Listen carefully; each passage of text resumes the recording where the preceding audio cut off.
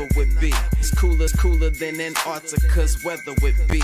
Damn, I think my swagger is a weapon to me. And dudes don't count you off the record to me. So don't be stepping to me, trying to shake my hand. I'm already the man, ain't trying to make your band. I feel the fact that I'm real just make them mad. I be smoking helium to inflate my swerve. I'm fact that I'm real just make them mad. I be smoking helium to inflate my swerve. I'm fly, yes, I'm high, yes. Every lady wanna get to this guy, yes. Go out tonight, I just might, yes. Style cleaner than yours, so don't buy, yes. I'm so debonair, so debonair. I'm so debonair, so debonair. I'm so debonair, so debonair. I'm so debonair, so debonair. You're not really seeing me, dog. Real talk. You feeling whacker than you ever would be. In mind, you think you. What's going on, everybody, and welcome back to my channel. Guys, today we have a really important conversation to have, and I'm excited to have it with one of my really good friends. Some of you guys have seen me on his channel, but this is his first time being on my channel, and I'm really excited about this. Because there's something that I really want to talk about. I think that a lot of people don't understand my past or know my past when it comes to the church. And I think that it's definitely a thing to have a conversation about everything that's going on with Larry Reed and the Tasha K situation and Levantre. So I want to get into this, but before we do all of that, y'all, let's take care of the business of this channel. If you want to join my tribe, please step on my site, go ahead and subscribe. Turn on notifications, make sure them on all so you can notify every time I go live. Like the video, share the video, and comment in the comment section. After the video is over with, let me know what you guys think about the video. Let's get into the intro and let's get into it. Let's go. I'm fly, yes, I'm high, yes. Every daily wanna get to this guy, yes. Go out tonight, I just might, yes. Style cleaner than yours, so don't buy, yes. I'm so debonair, so debonair. I'm so debonair, so debonair. I'm so debonair, so debonair. I'm so debonair, so debonair. Hey, what's going on, SoDeb? Thanks for having me. I'm so excited to be here. First of all, I'm so happy to have you on my channel. Thank you. I'm happy to be here. A lot of people don't know that, like, we've known each other for years. Yeah. Before you even got onto YouTube. Yeah. Right. Mm-hmm. So I know your character and your integrity, and that's why I ride for you for situations that happen, because I'm like, if conscience is really going in on something, I believe that conscience is really invested in something, and I believe what conscience is saying. But first, let's introduce you to my channel. Like, okay, people know who you are, all these things. Okay. Well, my name is Conscious TV, and I am a social media influencer. And of course, I have a YouTube channel where we indulge in all type of nefarious things, from pop culture to politics to spirituality, religion, metaphysics. We do it all. We entertain, we cut up, we have very important, intense, community-oriented conversations. There's kind of a little bit of everything for everybody over there. So come over and take the meat and spit out the bone, if you will. Absolutely. And Chi-Town, I know that's my mod. Make sure you drop Conscious channel link in the chat. Oh, thank you.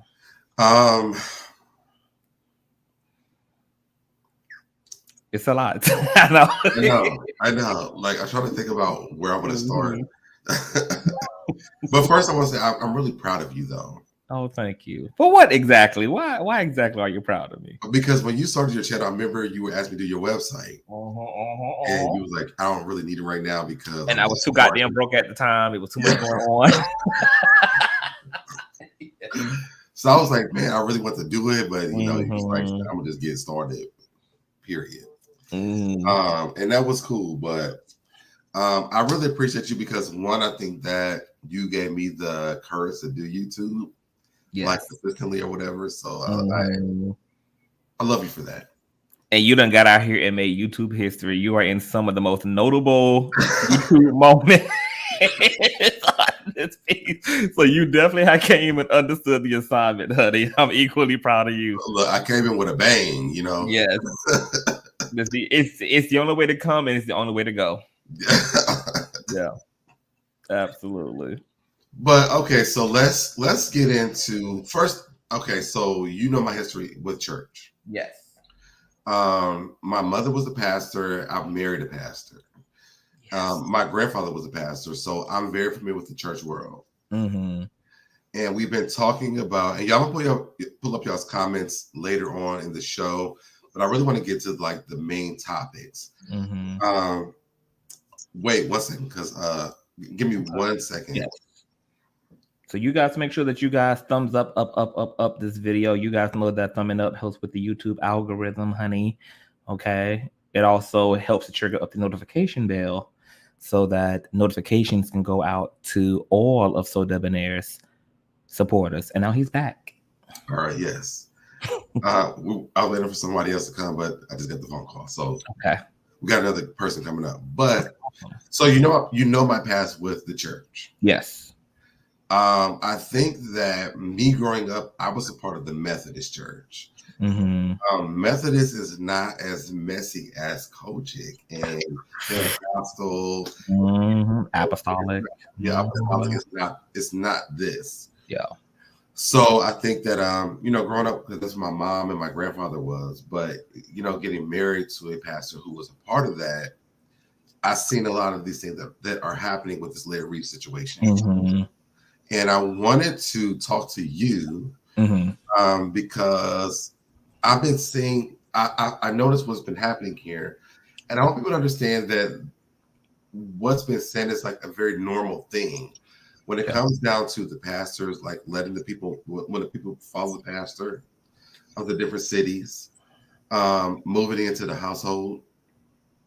And mostly everything that I've been seeing is like this is very normal in the church world. Yeah. So we're here with Larry Reed, and we're dealing with these accusations. Mm-hmm. And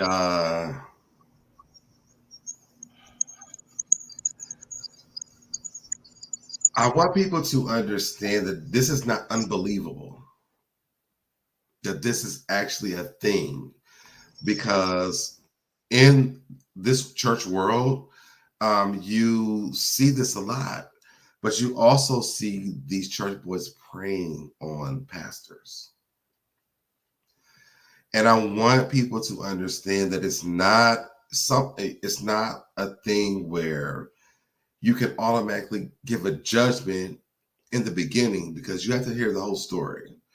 And one thing that I like that you have been doing is pulling receipts, because everybody don't have receipts all the time. It takes it to a different perspective.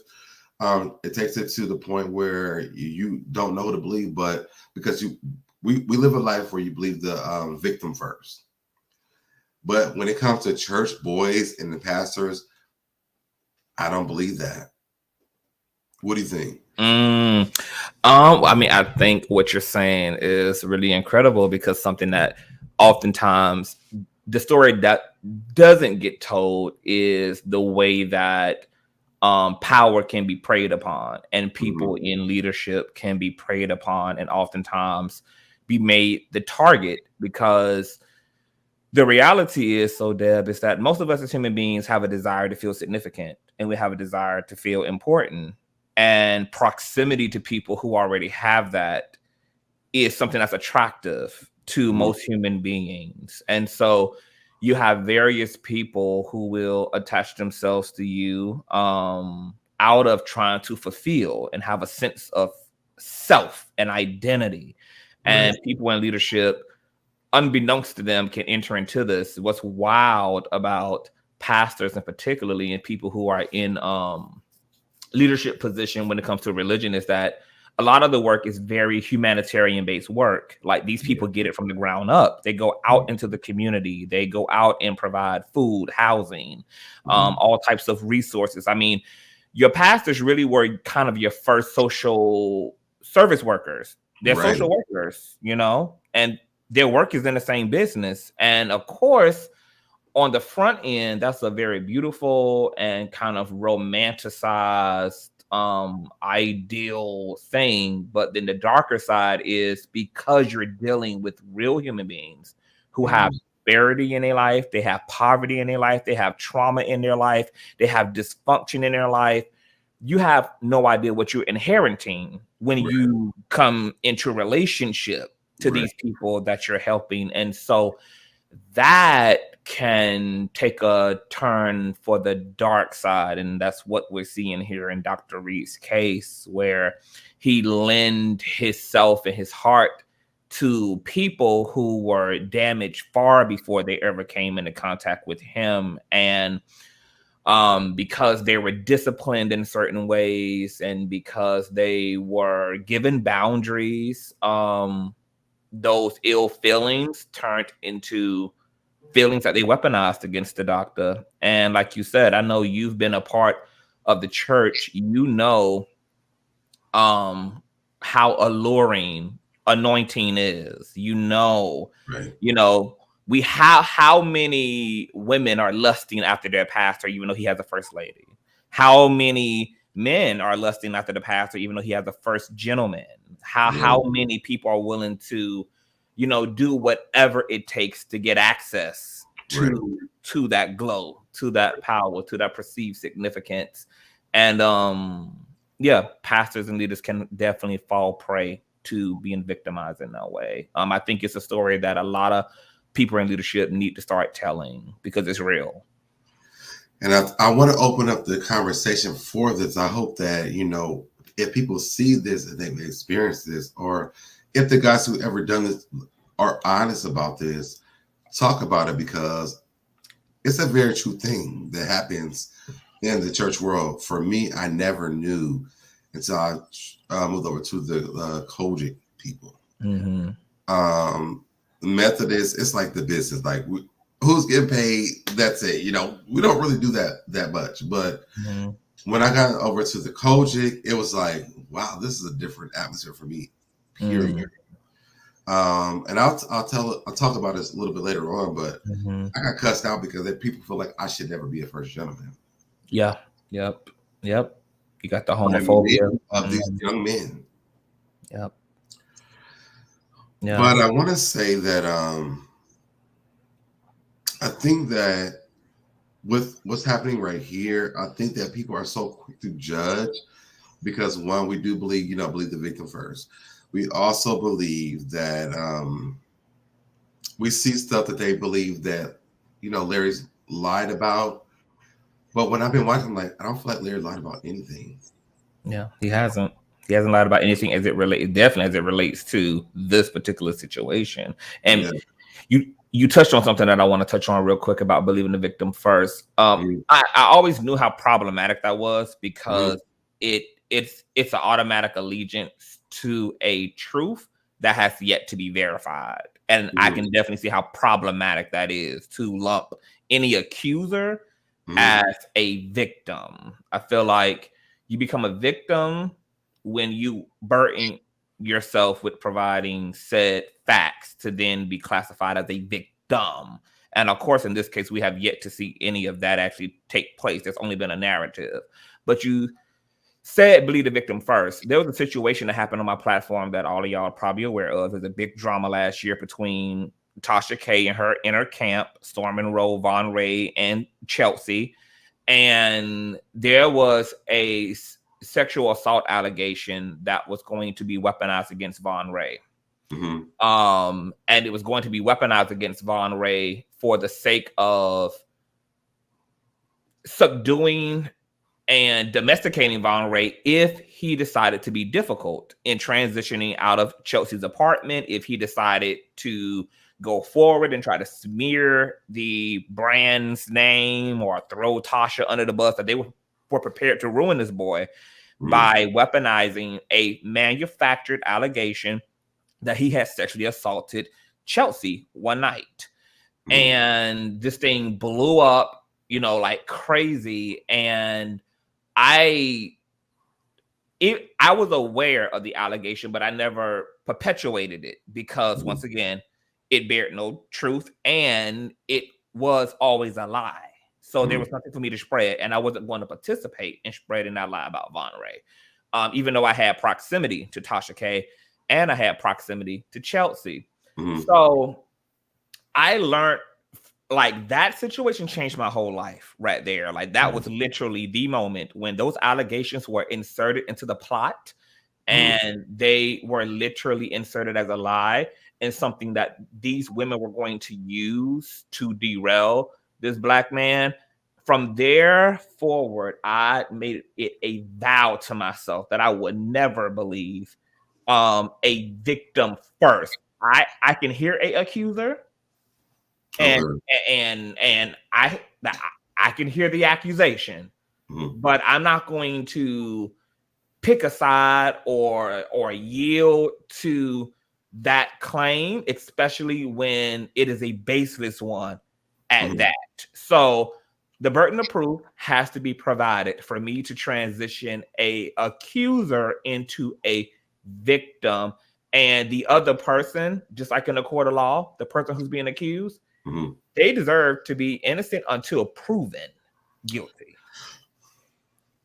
So I'm there with you on this, but I do feel like, I think for me, most of it was for women. Because we do see a lot of women being victimized. When it comes down to this specific conversation, I can't be there because I've seen the lies after lies after lies after lies when it comes down to the church. On both sides, to be honest, not just the pastor or the person who is blaming the pastor, but on both sides. And I think the more that I see the information that's coming out, I'm like, I really don't have my goal set on believing the victim at this point. Because he's not saying something for me that sounds unregular when it comes to what I moved in and these things like this. But I think that these guys have a certain mindset. And we'll talk about this later on about I feel that way, but they have a certain mindset about why. Because for me, I heard, I don't know if it was you, someone was saying something about the mother heard about Larry prior to her letting the boy move there. And I'm like, well, then why would you let him move there? That part. That doesn't make sense to me. Not to a lot of us. Yeah, it doesn't make sense. So to me, I feel like she thought he was a good person. So what made you if you heard before, why'd you let your son move in with him? Yeah. It also took her almost a month to get back into the States after they caught her while she was in St. Martin's about what allegedly had taken place. What type of mom, it takes weeks to get back to her child when he's telling her that he's being sexually abused by his house father, by his pastor he lives with. Most fathers would have been on a banana boat back to the country. They would have flew in on a pigeon to get back to their children. And then she goes a little further and basically, without saying, but while saying, she just didn't believe Levantre. But she didn't believe Levantre. The mother didn't believe him. No, she didn't believe him. And she didn't believe him because Levantre had weaponized these type of allegations against a previous pastor and against other. I heard that part too. Yeah, and what she didn't share, of course, because now it's like camera to action. So, what she didn't share was that Levontre had apologized to Larry and had told his mom that these things weren't true. That's why there's videos of her still in the ministry afterwards, front row, praising God, shaking her titties to the highest heavens, catching an anointing, you know, and Levontre will go on to be a part of Larry's life in ministry for another 8 years after those allegations, because they just weren't true. And everybody knew that, and Levontre had already confessed to that, which is why Larry allowed him back into the ministry. Okay, so let's talk about this. Like, people are so, like, even when your interview, or Larry's interview with Sherelle, they were like, why is Conscience reading all the information? Why does this not Larry interview? Why was that a thing? Well, if people listen to what Sherelle said, Sherelle gave the whole context of why I was there. I was there because I'm the receipt guy. And she wanted Larry to be able to focus on the question she wanted to ask him, and then just have me be burdened with kind of running the slideshow. You know, so that was why I was there. I was there per request. And I think it's also, that criticism is also interesting because nobody is criticizing Tasha K for speaking for Levontre. There's no criticism for Levantre's mother speaking for Levontre. There's no criticism for Levantre's brother speaking for Levontre. There's no criticism for all these other people, for Bishop Whitehead, who is assisting and speaking for Levontre. But yet, for whatever reason, Larry is supposed to just stand alone and just be subjected to public scrutiny for whatever reason. And so really, it's just people being mad that they don't get to gobble Larry Reid up, because really what they want him to themselves for the sake of chewing and biting into him. And they should just be honest about that. Just say, I hate Larry and I want to be able to subject him to all of my judgment. I don't want to see the facts. I don't want, you know, to adhere to the truth. I don't want to consider the facts. I already have a preconceived notion. I already have a narrative, and I want the freedom to just greenlight that narrative. Just say that, because that's much easier than acting like me, who have been lead media on this case since 2020. This is new to a lot of people. This ain't new to me. We've been doing this shit since 2020. I had to fly into North Carolina in 2021 and talk to these people on the ground level, which is why I have interviews from pastors and ministers and roommates and people who lived with Levontre at the time. So I'm not new to this. I'm true to this. This is new storyline and new content for the rest of these basic hoes out here. So could Larry not read the receipts at all? I mean, of course he can, but and I mean, and let me piggyback on that. If he can, then why were you the person who had read them? Because once again, I'm the lead media. I'm the person that got into the story. I'm the one that spoke to these people. Like, for instance, Minister Joshua, who I went into Atlanta and spoke to, because, you know, he used to live in North Carolina. He lived in Atlanta. And Levontre and his wife Ashley had stole $10,000 from this man, and this man had the receipts to give to me. He had the receipts to give to me because I was somebody who was interested in the receipts, and I did what I had to do to go and retrieve those receipts. Something that kind of separates me from a lot of other content creators is that this is just content for them. I took a more journalistic approach to a lot of the things that happened around Dr. Larry Reid. So in that way, I put forth a real effort in order to get to the bottom of all of this controversy, and that's why I have things that other content creators don't. That's why my knowledge base about what's going on is a bit more acute than other content creators who are speaking on this. And I made it my business because I can. I'm a content creator, just like every other content creator decides on what the hell they want to talk about and how long they want to talk about it. I made a choice to find what was interesting to me, and I sank my teeth in because I can, I did, and I'm going to. Well, I think you've done an amazing job with it. Thank you. Like, you've done an amazing job with it. But this is, I know who you are, though. Real talk. So I'm like, well, I mean, everybody knows that I'm a deep diver. Like everybody knows when I get in something, I am like in it. I'm like down the rabbit hole. Yes. Yes. You're locked in. Like that's yeah. You're all the way locked in. So I understand that part.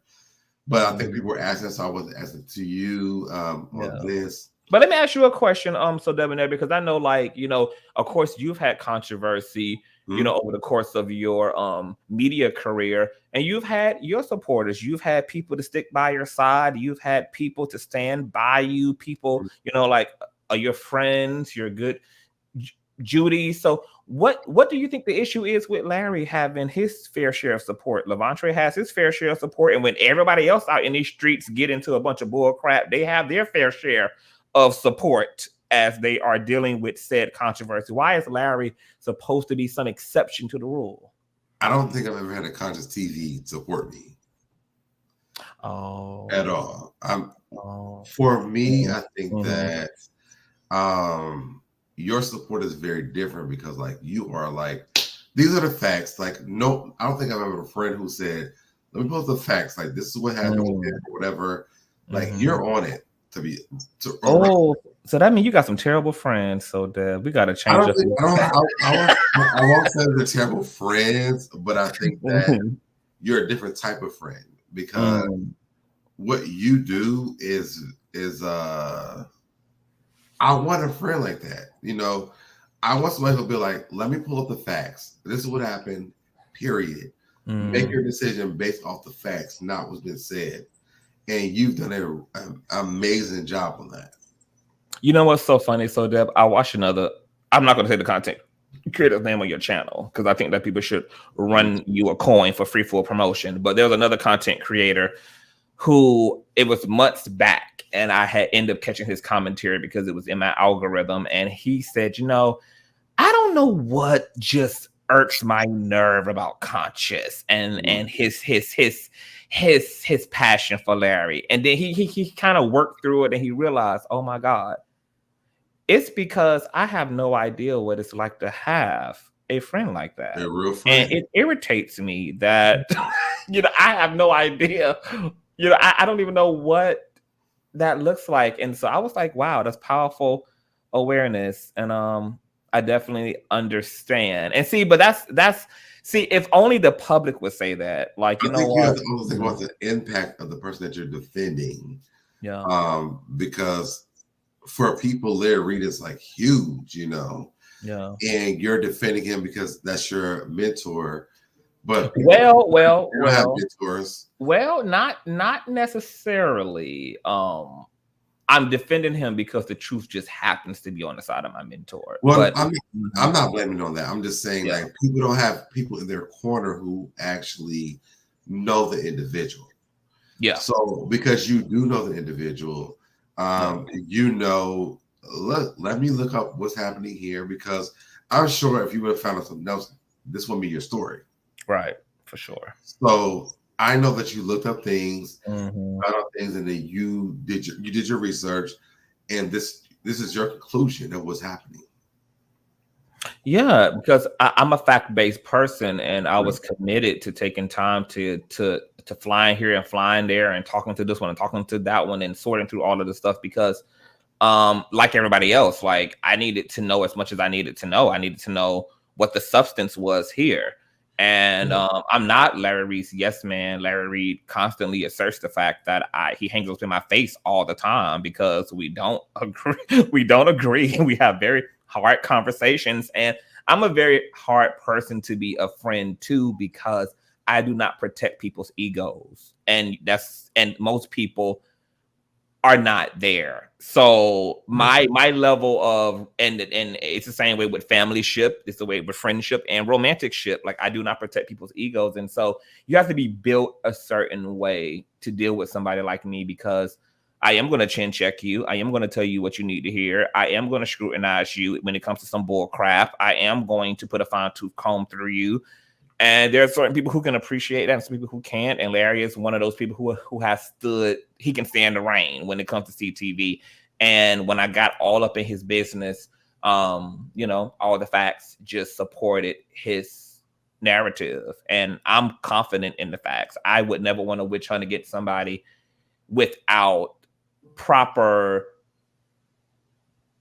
substantiated data and information to support that witch hunt, because you can be witch hunting against a completely innocent man or a woman, and I'm not going to hell for none of these folk. Right. I'm not about to participate in a cool narrative because it's cool to hate Larry and me not be interested in the truth, because I'm either projecting my own trauma I'm projecting my own sexual assault into this, or I'm just doing this for a click in the view because it's a hot topic. I'm being reckless. I don't give a damn at whose expense it is. I am very clear as a spiritual person myself, SoDeb, that when the Lord opens up the book of judgment on my ass, all the shit I did on social media is also going to be in that book as well. Okay. So let me ask you this. How did you and Larry's relationship start? Like, what made you like, this is my mentor, and your loyalty to him? Like, where did that come from? So right before I had transitioned as a content creator, because I came on YouTube initially just doing like self-help content, spiritual content, and I was doing hair reviews. And the spirit kept saying, okay, girl, you need to transition into pop culture because you'll be able to transform some of these topics into real life content and take them into the spiritual conversation and take them into the deeper dialogue they need to be taken in. And so one of my first attempts at transitioning was I had covered the breakdown between T.S. Madison and Kaya. That was my very kind of first official introduction into pop culture, commentating, etc. And ironically, Tasha K is underneath that video, cheering me on for reading the hell out of Kaya. And that was my first introduction to her. And so when I did that, of course, Larry and his camp were a part of the initial drama. When Kaya said, keep them punks out your house, Madison, she was talking about Larry Reed and Buddha, who was a co-host, who T.S. Madison had just interviewed with a few weeks prior to her breakdown with Kaya. And that's what inspired Madison to make some of the technical changes to her show, because she came into Larry's set and was like, oh my God, I'm living for y'all setup. Y'all need to come over here and do this for me and Kaya. And of course, Kaya wasn't down for all of that. She wanted to stay in the living room under very low lighting so she could hide the yellow on her teeth. And, you know, she wasn't here for it. And so, you know, she was adamantly against all these changes. And so because I had did commentary and I was speaking about the Kaya stuff, and his name was in the algorithm because Kaya was dragging him and Buddha, you know, aka them punks, he ended up seeing my content and he ended up reaching out to me on Instagram and was like, man, like, I just saw your content. You're amazing. And he was like, I went through your content and saw that you also was spiritual. Like, he was just like shook it. And he had never seen someone that looks like me, who is not just funny and entertaining, but I had this other like deep esoteric part of myself, because he's also very spiritual and metaphysical, and obviously that's a very big part of his life. And so we just clicked. And you know, like I didn't know he was a content creator at the time, and you know, he gave me the links to his stuff, and I went over there and checked out his content, and I really like this personality, him and Buddha. And so I, you know, said, well, can I interview you? And then we interviewed, and then the rest has been years of history. The rest was history. You know, it was a very just easy connection. You know, Larry is a very down to earth person, very much so people person, extroverted, and has a likable personality, very funny and lighthearted. So it just worked. Okay. I just want to get into the backstory of you and Larry, because I feel like people like really trash you because you support Larry so much. And they can continue to, because the thing about, see, the reason why I'm tattooed and pierced out and have 16-inch weave is because I'm giving a big middle finger to society. I've never been someone who was interested in fitting in. I've never been somebody that made what people think a priority to me. I do what the fuck I want to do, and I will continue to do that. And people can go to hell for it. I'm totally cool with folks being disgruntled. But yes, me and Larry are just friends. He's not, banging me out in the backseat of cars. He's buying me, wearing my pussy out like Unhinged with delusional K. I was going to ask you about that next. I was going to ask you about that next. Yeah, he's not banging me out in 5-star hotels and all of this crap that these people are just obsessed over. But I think SoDebNair that also speaks to a lot of the homophobia that's wrapped up in this person. Absolutely. Because it deals with this dynamic that a gay man and a straight man can't be platonic friends, and the homophobia is also wrapped up in the fact that because Larry Reed is not some testosterone, masculine, chest beating thug, that he clearly must have sugar in his tank. And so there's a lot of homophobia and a lot of conversation that needs to be had in the Black community around that as well. It's also the witch hunt against men who can be open about the fact that they've been bi-curious, that they have experimented, but still identify as straight, the same way that their female counterparts are able to say, hey, I went through a gay phase in college. I had a girlfriend in 8th grade. I've munched on some carpet a few times in my life and yet still identify as straight and be treated as such. But that is not afforded to Black men because of the way that homophobia is weaponized against Black men, and there is a double standard when it comes to that. Right. I'm trying to stay out that phone. Stay out that phone. No, I'm trying to get the link to Sherelle. Okay. Oh, Sherelle about to come through, baby. Yes. Oh, Sherelle in the world. What's going on, Joshua? Hey, Adriana's report. Hey, Boo. Hey, Love. What's going on, Jennifer Love Spiewit? Hey, Sarah, real talk. He's so entertaining, also a good soul, too. Absolutely. Thank you so much, Sarah. Hey, y'all. Joshua, why do you say unhinged husband is gay? I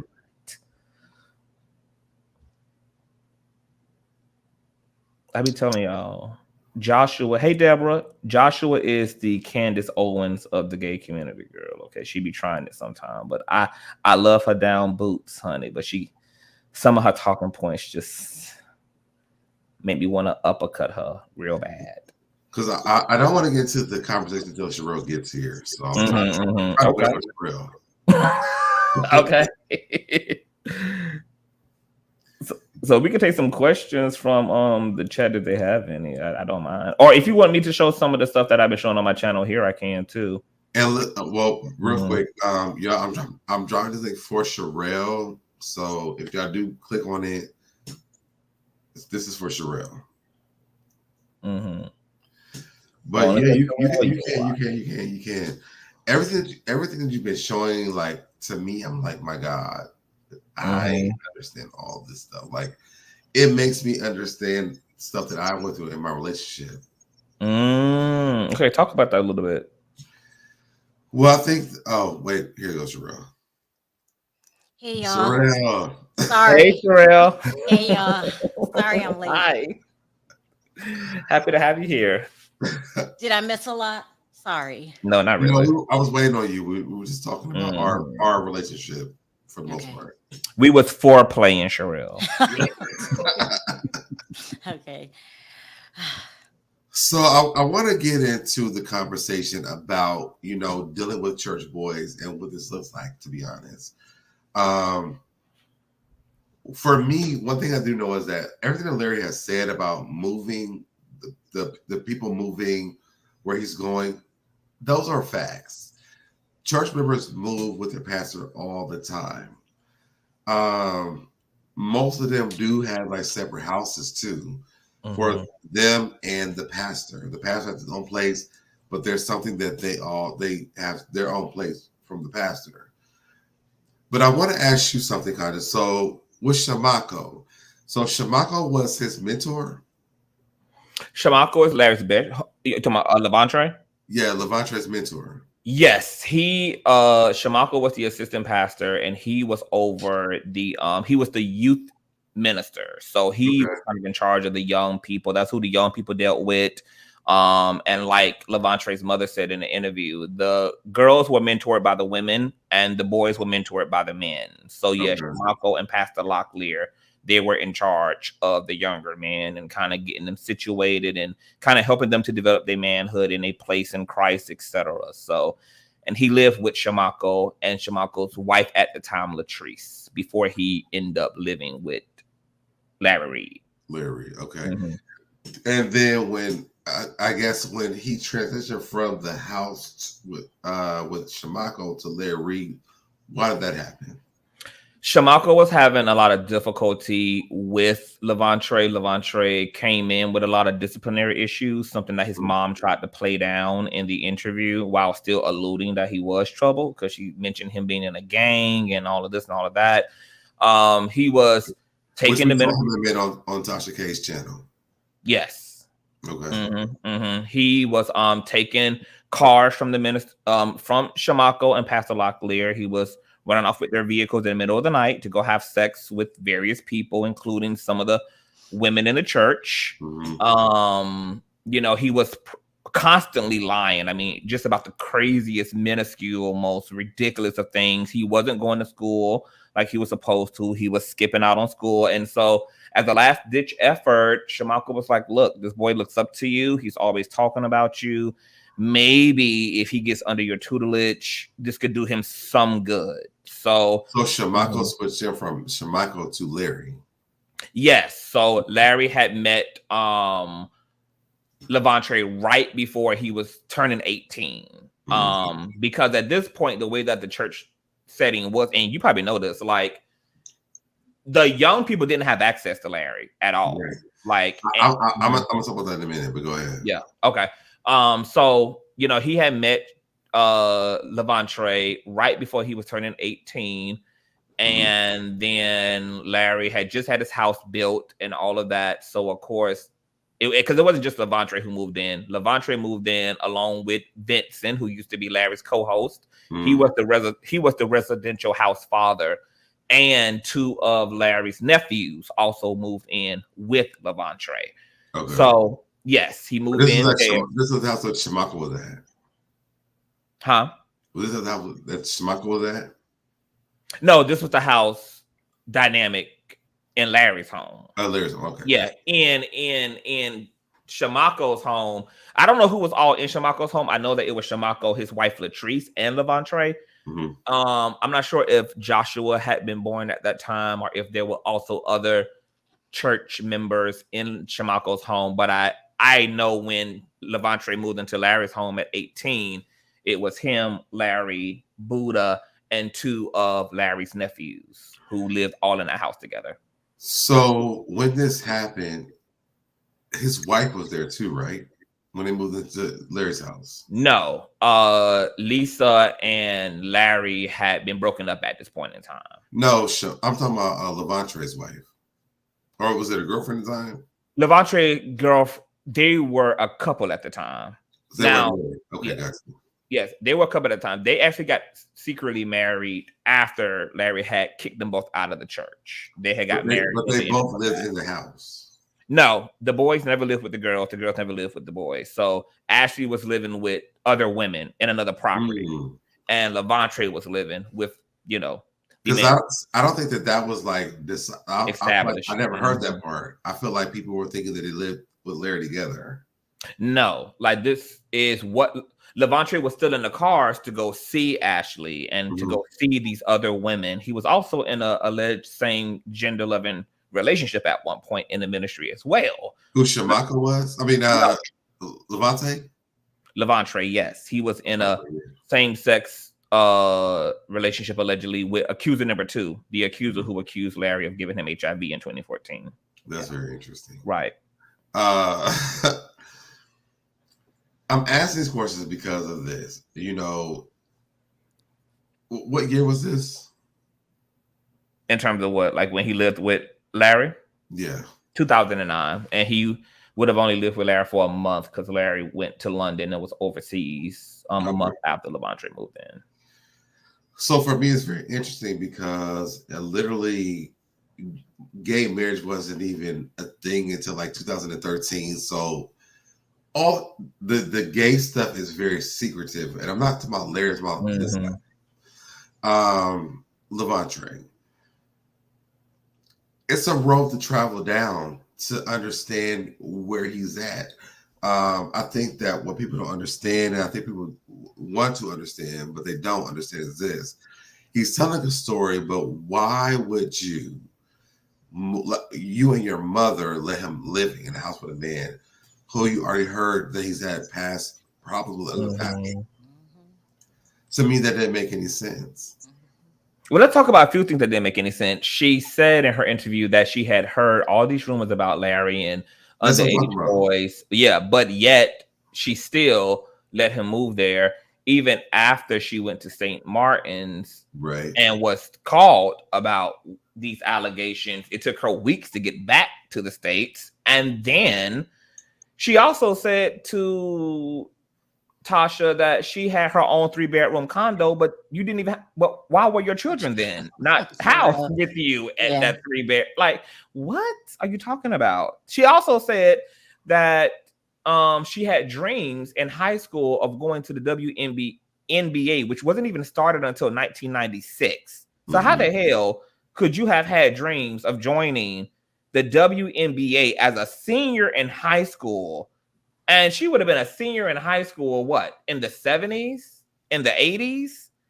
Like, I mean, it was wild. And she also said, once again, she said it damn near the whole way through the interview, she didn't believe him. But the part they leaving out now that they got to sell this as the truth, is the reason why she didn't believe it is because Savantry had already told her it wasn't true.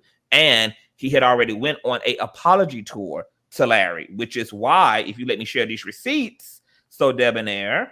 Yeah, you can show him. You can show him. And because I want to get into this because again, for me, when I seen these, I said, okay, you know what? This changed my perspective of what's happening. I'm always on, believe the victim.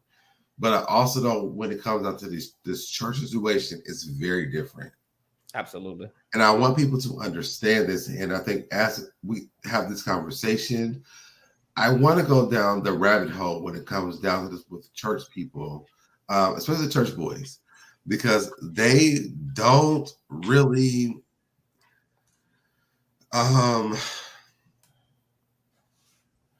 there's no boundaries there.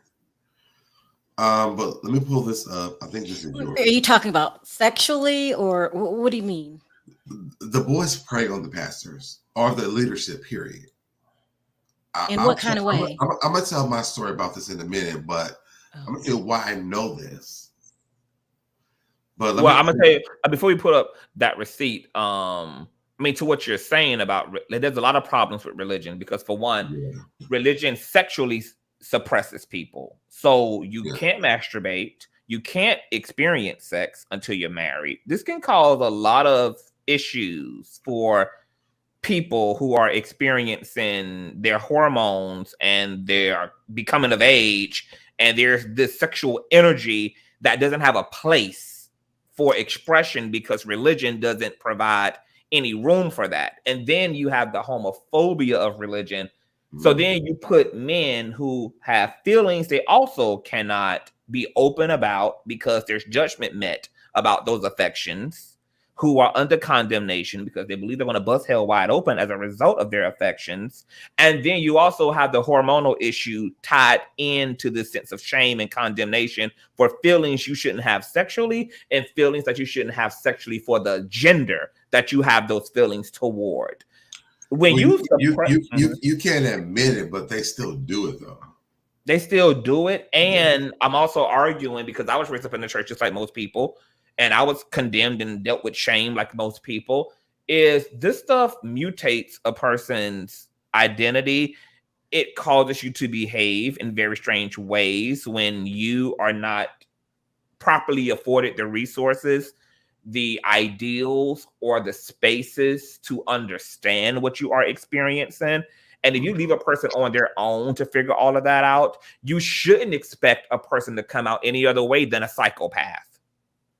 Damn. I agree. I'm just saying. I think that also look at the PKs that come out of those congregations. Now, I told you I'm from the Methodist Church. There was a boy who was a pastor's son. He was like the main pastor's son too. He was eating vagina every convention that we had. He was. he would make it very known that he was doing this. He's underage, doing it with adult women. He was going after them. They weren't looking for him. He was going after them. Now, is it their fault that they let him do that? Probably so, but that was his thing. So for me, when I'm thinking about this story, I'm not putting Levante in a space where he's not untouchable for these allegations. Because what were you doing? And did this really happen?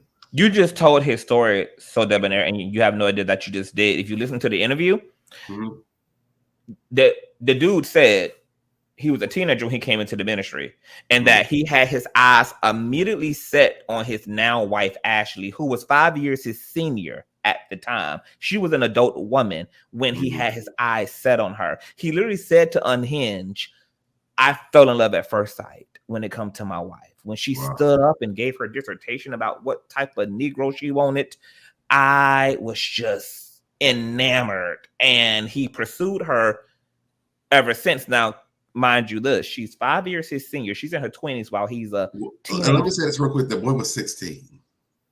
That I'm talking about. And Levante was 16 when he came into the ministry. See, I didn't know that. Yeah, that's why I'm saying you actually don't even. Y'all saying that it's a real sexual environment? A lot of the guys that are in church, because they believe what they believe about from the Bible. And I'm not ashamed of the Bible or anything like this, but they believe that men are superior when it comes to anything. If you grow up in that situation, there's a young man, like I say, he's 16. He preyed on older women, and he would talk them into eating them out all the time, to the point where he did it to the older women and the younger women in the church. See, Sherelle, I'm of a different belief that when you don't afford people sexual expression, it can hypersexual them. It can make them more sexual because they're not in spaces where they have been affirmed or understand that. And religion is a very oppressive space when it comes to sexuality on straight and gay side. So it's all secretive. So you're saying it's already a sexual environment, and then you say they prey on not necessarily a sexual environment, but that you have human beings, despite their Christian allegiances, who are sexual people. They're experiencing, things that come natural to just being a human being, but they're in a space that oppresses acknowledging that sexual energy. So all the church knows to do in order to combat sex is to say, don't have it until you're married. And that provides people in church no space to understand, what the hell did I do with these feelings? Like, I'm having these urges. I want to engage in sextivities, but you're saying this against God. You're saying I'm going to go to hell. You're saying I'm fornicating and committing adultery. You also are against masturbation.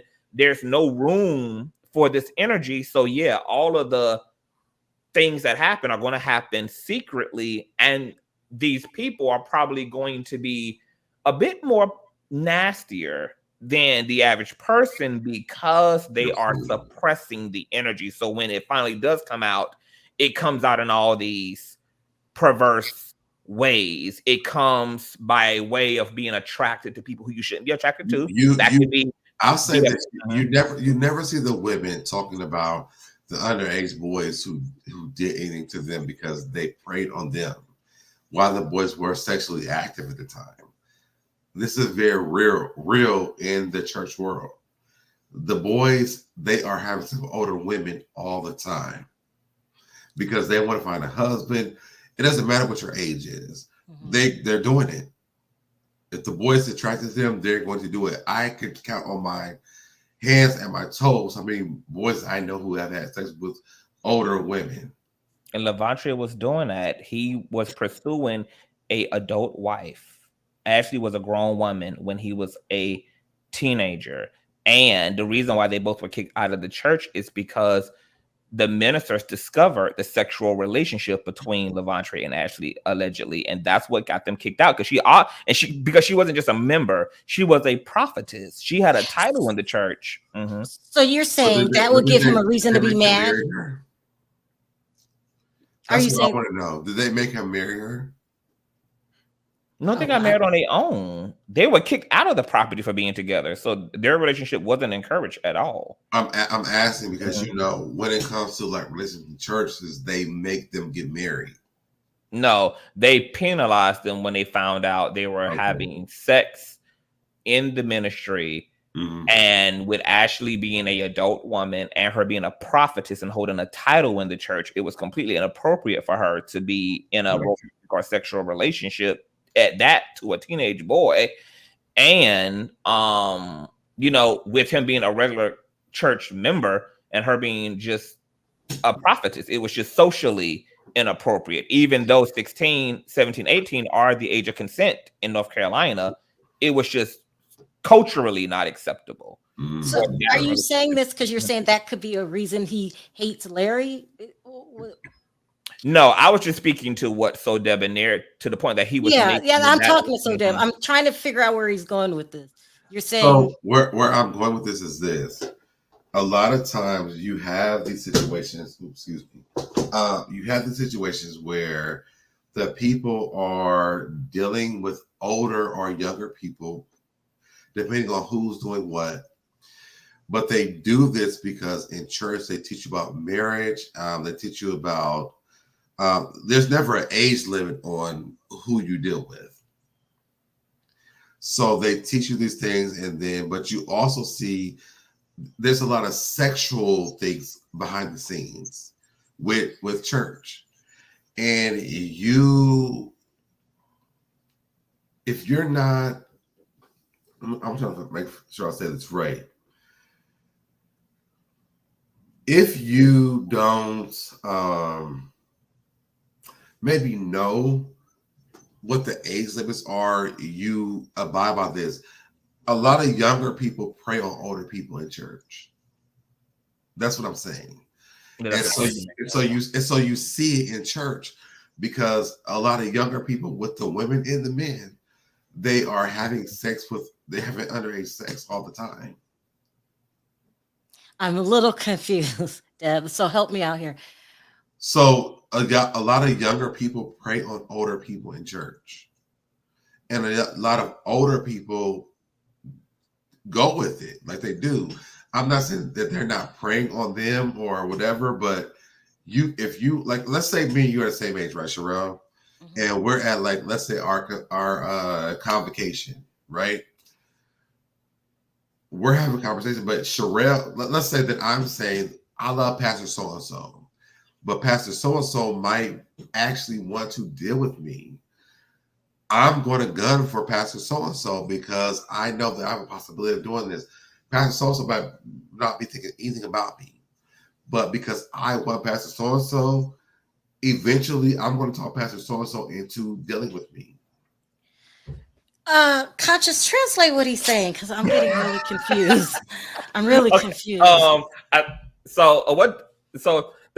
The basically of what SoDebNair is saying is that just kind of like how people are saying that pastors and people in leadership can use their power to prey upon the members and younger people. He's talking about the flip side of that also pastors and leaders are also preyed upon by church members. They're preyed upon by the youth in the ministry, that you have a lot of younger people who fantasize about the pastor and the ministers, and who will also try to actively pursue and engage leaders sexually, etc., or at the very least hold proximity to those leaders because there is a fantasy romantically or sexually for that young person as it relates to that leader. Kind of like the same way that young people fan out over celebrities. They may have Justin Bieber or Usher all over their walls, Kevin Gates posters everywhere.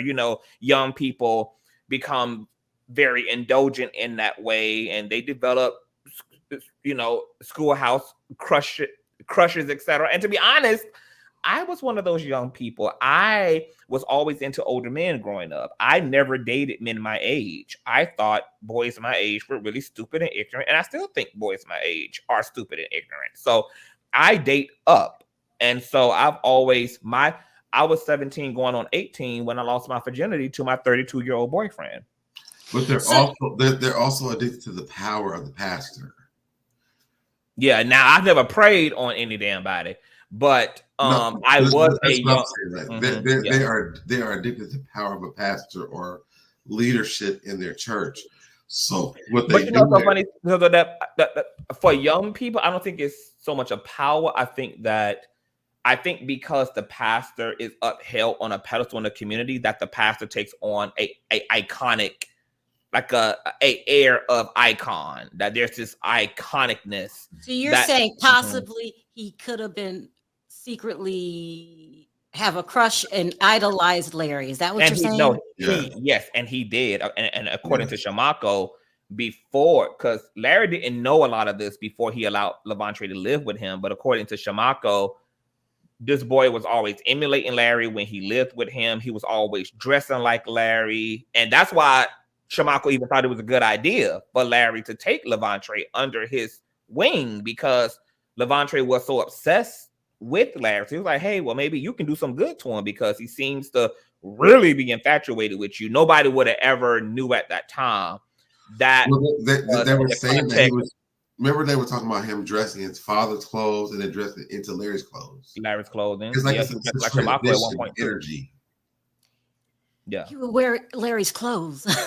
Yes. Yeah. So how do we get from I'm fascinated with you and I might have a crush on you and fantasize about you? Now I'm obsessed with you. I'm obsessed because I need this energy in my life.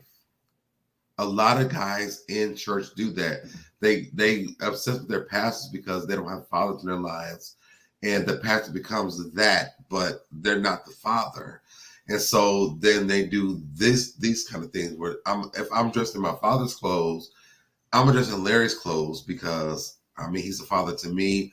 But the exception goes a little bit farther. So how do I get from I'm obsessed, worship, to you touched me? How do we get to that? Well, so this is where I want to go. The cutoff part. The cutoff part is the worst part for a lot of these guys. Yeah. Or women, period. Whoever's attached to the pastor. Yeah. When the cutoff part comes off, Sherelle, that's the day that, Helen. Heartbreak Hotel. Yes. Mm-hmm. Enough where you will lie on somebody? Yeah, because you don't have anything. If the pastor cuts you off and I've been living off the pastor, I don't have anything left now. Nowhere to live now. No job. Like, I don't have nothing left. So how do I get it? Blame the pastor. That's deep, what you just said. Wow. Yes. Yeah. Think about this, Sherelle. Think about how much emotional equity is in the person who saved your life, who gave you a home, who took you off the streets, who put food in your mouth, who provided for you financially, who gave you a certain sense of security and stability. And imagine you in your heart hold this person so dear to you because they filled a void that your dad or people in your community or your family hasn't filled. And you have this deep, of course, gratefulness and admiration for this person. And you are all caught up in this best friend narrative and this mentor father figure. This is your emotional dynamic and this is a meaningful relationship. And then this person, and this is why I had to call Larry an asshole on your platform, Sherelle, because he's an Aquarius. And when Larry cuts you off, even if it's for good reason, he cuts you off cold. There's not a conversation. And you got to figure it out quick where you're going to live, yes. where you're going to. Oh, okay. Yes. And that could put an anger in somebody. The reality is that but because you want to be oblivious to the situation, because you know what you've done to get the cutoff, you are oblivious in your own mind because you don't know why they cut you off. I would say thank you to Voice of Reason for the super chat. Great conversation. Hey, just boy. subscribe. Conscious TV crew at the house. Period. But you have to think about the fact that when these pastors cut the people off, and they are funding their livelihood, it's hella damnation for them, because how do I live after this? But you are doing things where the pastor has to cut you off.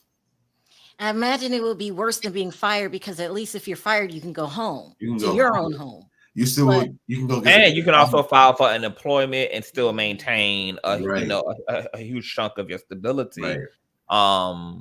When Larry cut him off, that also included not only the social tie being cut, but the business was cut as well, because he was still a drummer for Larry in his ministry, even as an adult male.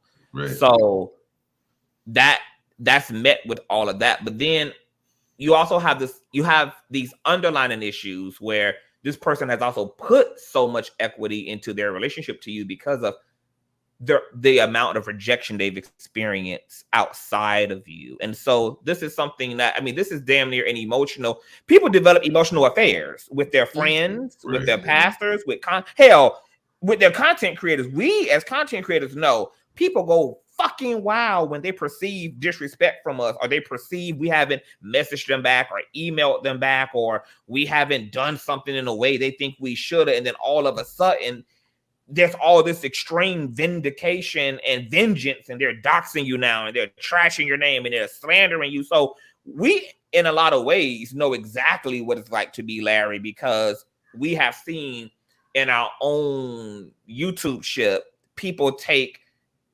what seems to be small to us is humongous heartbreak and disappointment and profound anger on the other person's end, and then they commit to doing the freaking most as a result of perceiving some type of disrespect. That makes a lot of sense. He said he's telling me how the emotional level, what was going on.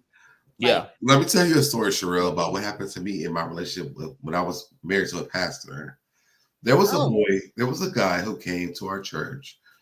He moved from a city that was not far from us. He moved into the apartment building that we lived in. Mm-hmm.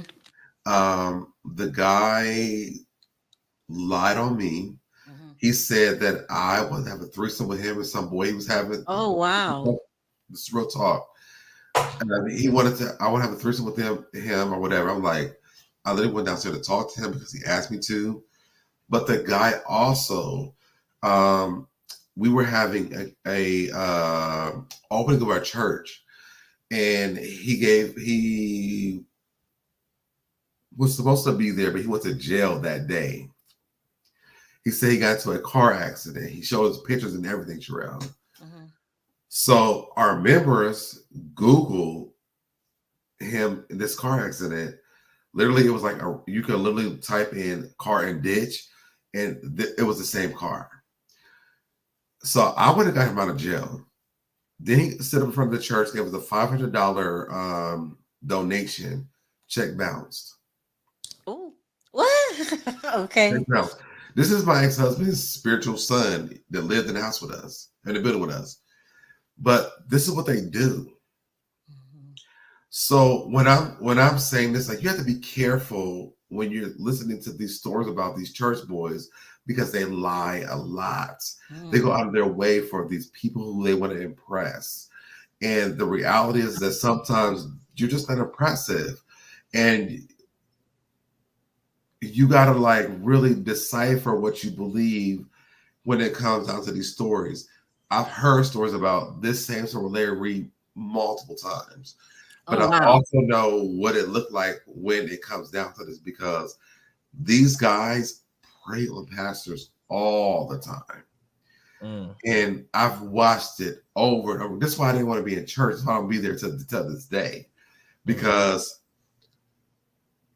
I can't be responsible, or I don't want to be a part of something where it comes to this. And then you got to decipher who you believe. Because at the end of the day, I can't take a side, because I know, just like pastors have done it in the past, the members do it too. Mm. Not just the boys, but the women do it too. Mm-hmm. Mm-hmm. It happens all the time. How many women are in affairs right now with the pastor, and look at the first lady's face every single day. How many women are harboring sexual and romantic feelings toward their pastor, despite the fact that he's married, he's a family man, and are, perceiving this attraction. And I think something that's really underestimated is like, just like we know how messy things get when there's a divorce, I think we need to really understand. That's what he's saying. You're right, Conscious. I get it now. It can come from all sides. Not people only think Larry took advantage of this boy. No, it could be the other way around. That's what you're saying. Wow. And that's why I wanted to have this slide, because I want people to understand that it can come from both ways. Yeah. It's not always the leadership part.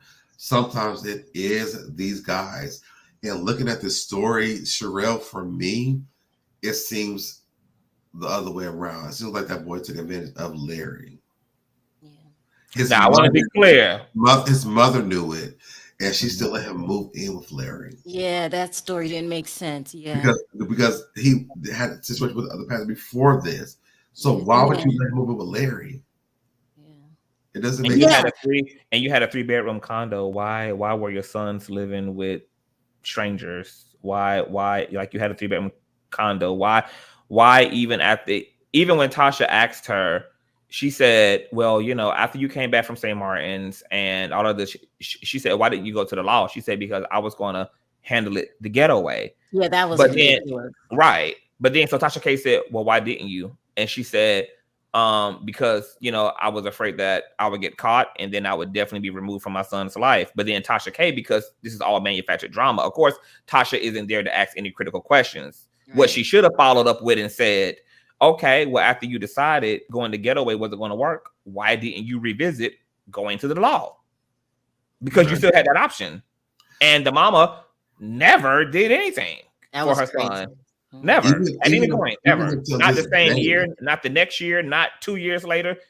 She just never did anything. And she never did anything because it was already reconciled. Levantria had already admitted to lying.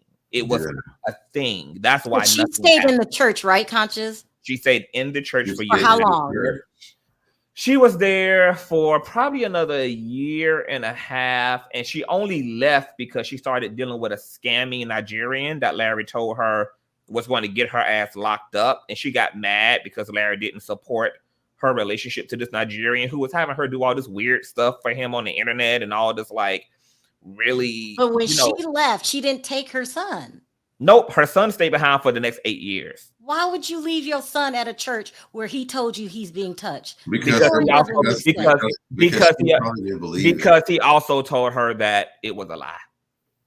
And she always knew it was a lie, which is why in the interview she's saying, I didn't believe my son. But they don't want to go into why, because at this point now, they got to sell the narrative. So, of course, her and Levantria have to leave all that part out now, that they hear, because it's the end games now. But that's why there was never anything legally or criminally done. That's why she left him in. Look, she even said, Levantria told everybody in the church that he was violated by the previous pastor. She said she left the previous pastor because it was some ish going on, and she had to go. But then she said she left her son behind. And she left her son there in the church. I'm like, what? And that's where you have to use your discernment when it comes to this story. And this is why I really want to talk to Conscious about this today, because it's like at that point, I'm like, this is some bullshit. Yeah. Because you have to understand the pattern of what's been going on. And it seems like that boy been praying on Larry and maybe prayed on another person before, allegedly. I'm gonna say that part. But that's what it looks like to me. Yeah. That's what they do. That's what it looked like to me too. Especially too, don't forget, there's a lot more evidence that Larry's not going to present because that's just not good for his case.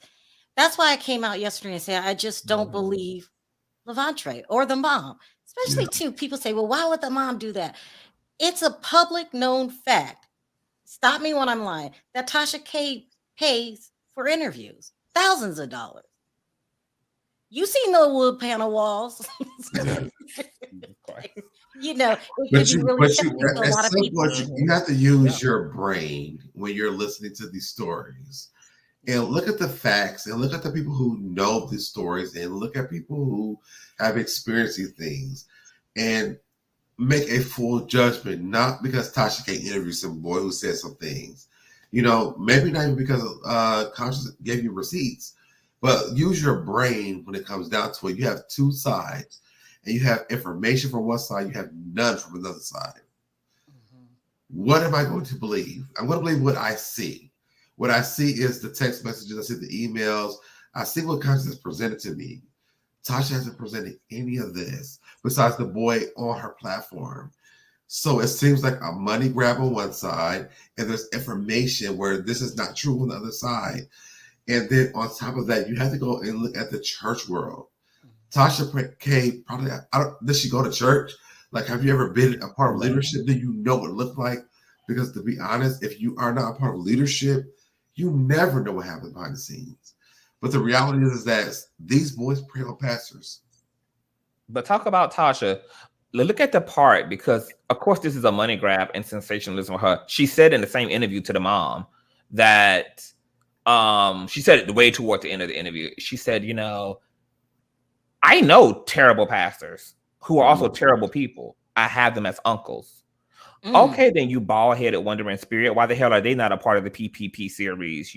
So the only reason why you not exposing your own relatives who are in the business of church and exploiting people is because there's nothing to gain from doing so. You can't popularize these nobodies. So you weaponize these allegations that you knew about, that you encouraged Larry to chin check the accuser and the YouTube uploader who interviewed him about, because you knew this would benefit your platform, which is what it's doing. It's giving her a rejuvenation. But when she said that, I said, well, if you're really in the business of advocating for victims and in Larry's case, she don't know for a fact what's what, but you're saying as your uncle's niece that they are corrupted. Your relatives who are in church business right now are taking advantage of people. So why would you not take those stories that are in fact absolutely real, because you're behind the actual scenes in the family with the real tea about who your uncles actually are, and not make them the face of the series? Right. But it also shows you her intentions of why she's doing it. Because I think that you were asking this, Sherelle, and I believe this. This is about more of a vendetta towards Larry than vindicating what happened to these victims, allegedly. These alleged victims. I think it's her trying to bring him down because she's upset with him. I don't think it's anything else. Tasha K has $4.3 million to pay back. She needs a moment. She has to make money. Cardi B got that ass working on the corner. She got that ass working on the corner, Sherelle. You know what? SoDebNair brought up a really good point. I don't care the pastor, if someone has a title, pastor, teacher, preacher, whatever. You cannot hand your children over to anybody but yourself. That's your job. Raise your children. Sounds like she just dropped off her kid. Kids up. And just went on by her life in a whole different place. Yeah, that's crazy. She did. I mean, the truth is, all due disrespect to her, this was a woman who priority was herself. Her kids took a backseat. And that's really what was revealed in that interview, which is why Tasha had to do damage control and interview the brother, because that interview was raggedy. And the mom. Hey, tell me what happened, because I didn't see it.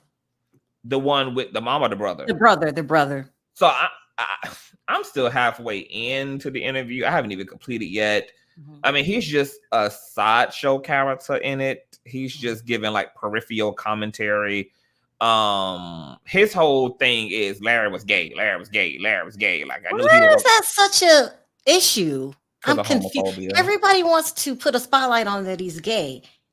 What does that have to do with anything? I'm confused. Because in the religious world, being gay is equivalent to everything else, including being a pedo. including bestiality, including all these other abominations. So that's why they slide. You can't be gay in the church? No, you go to hell, and What? you are not supported. Quick And and so fast. Debonair can speak to all of that. Mhm. Quick and fast. That's why you have your churches that are affirming ministries, because you can be in the church and be gay. Now, it may have changed. Now, I think a lot of pastors are choosing to change what that looks like, but I don't feel like they all the way believe that all the time either. I think they do that because they want the members to stay. But in reality, church was a horrible situation for a lot of us. Yeah. So if somebody finds out you're gay, what happens? Oh, it depends on what church you at, because I mean they will kick you out, they will ostracize you. Child, kick you I out. mean, They would try to perform exorcisms like they did on me. Send you to What? those camps. Yeah. A lot Yep. Conversion camps. Yep. Yep. It's Exorcisms. exorcisms. They performed a series of exorcisms on me in my church to get the gay demon out of me. That's just, how old were you when that happened? I was 15, 16 years old. I never went through and I wanted to unalive myself because the church convinced me that God didn't love me and that I would go to hell as a result of my orientation. And it drove me to not want to live. You know, the crazy part is I never believed that. Even when I was told that, I never believed that. And my mother is a pastor, and I don't know, my aunt's here, a girl, log off, but I never believed that, because I was like, if God created me, that doesn't make sense for me. I always challenged what I was taught from the Bible. And to be honest, I don't even know if that's our religion, because that's not our religion before slavery. So for me, it's just like, you got to look at what we believe as Black people, period. And for me, it's just not the Bible, because that's not our original religion. Did you tell anybody that you were gay in the church? Oh, Sherelle, I'm gonna tell you something. I was the most feminine boy growing up. I had to people knew I was gay. They knew before I knew. There was like, they called me all the F word, everything, all the time. When I became like an adult, like there was the masculinity happened for me, but I was very feminine as a kid.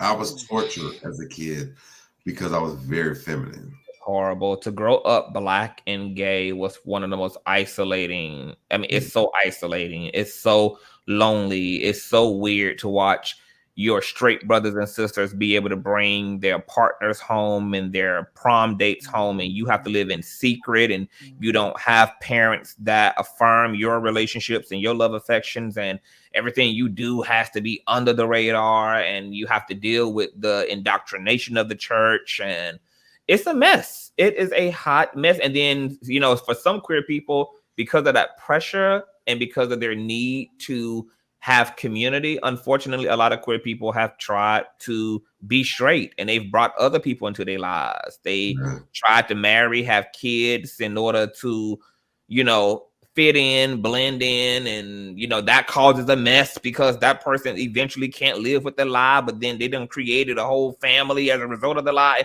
It's horrendous. What happened to you, Conscious, after the exorcism? I did that, Sherelle. I dated a girl for like 3 years. I wasn't in love with her though. Like I felt like I'm just existing in this world. And to be honest, when I met my ex-husband, I was like, the capacity of the love that I have for him, I never had it for her.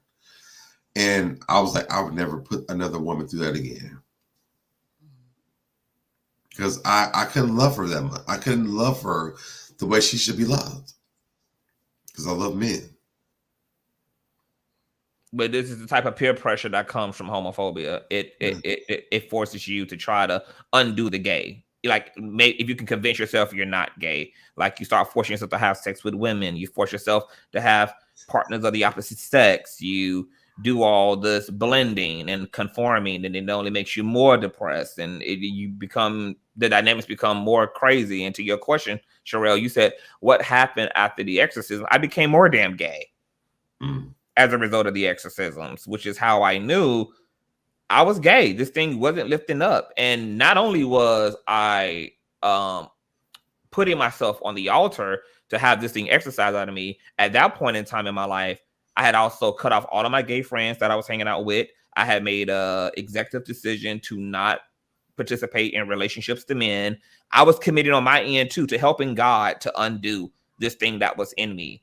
And I did that for a series of years before I got to my breaking point. And I remember I came home one day, my senior year of high school. I tore my room into shreds, threw desks, ripped posters. I was so angry at God. I was this close to just cursing God. And I said, I cannot believe that you would burden me with this and then punish me because I can't undo something that I never asked to be to begin with. Right. And I could not explain how angry I was. I was so infuriated and angry at God. And I said, something is going to have to give, because I'm not going another day living in this misery. And it was that day that I didn't even do the Bible like that at that time, but magically I had opened up my Bible and I had went to the New Testament, and I had found this passage in the book of Matthew where Christ was talking about eunuchs. And that is the thing that set me talk about eunuchs though. Talk about eunuchs. Eunuchs, because people, and I'm before you go there, people don't understand that part of the Bible. And before you get it, let's talk about the word abomination and what that means and why people don't understand this. If people understand what the word abomination was, they would understand that it was not the worst shit that ever happened in your life. The word abomination in the Hebrew slang is tohiva. Tohiva is something of a certain culture. So it wasn't like God was like, oh, all of y'all, because y'all are the worst people on earth. It was something of a certain culture. So when it came to Sodom and Gomorrah, it was because they were trying to build an army to make sure that they would, they kept their lineage. But go ahead, what you were saying, Conscious. We'll get into this more often, but go ahead. Briefly, Christ described eunuchs as men who were either made that way by other men, aka the Jewish castration ritual that young Jewish boys were subjected to at birth. Then he spoke about eunuchs who choose to be that way for the sake of the kingdom, which would be like himself or Paul. These would be the religious men who take a vow of abstinence in order to live a life for Christ. They are of service. Think about your nuns and your priests today would be these particular eunuchs who make a vow to abstain from sex and relationship dynamics and all of that. And then there's this interesting group of men that he said are born that way from their mother's wombs.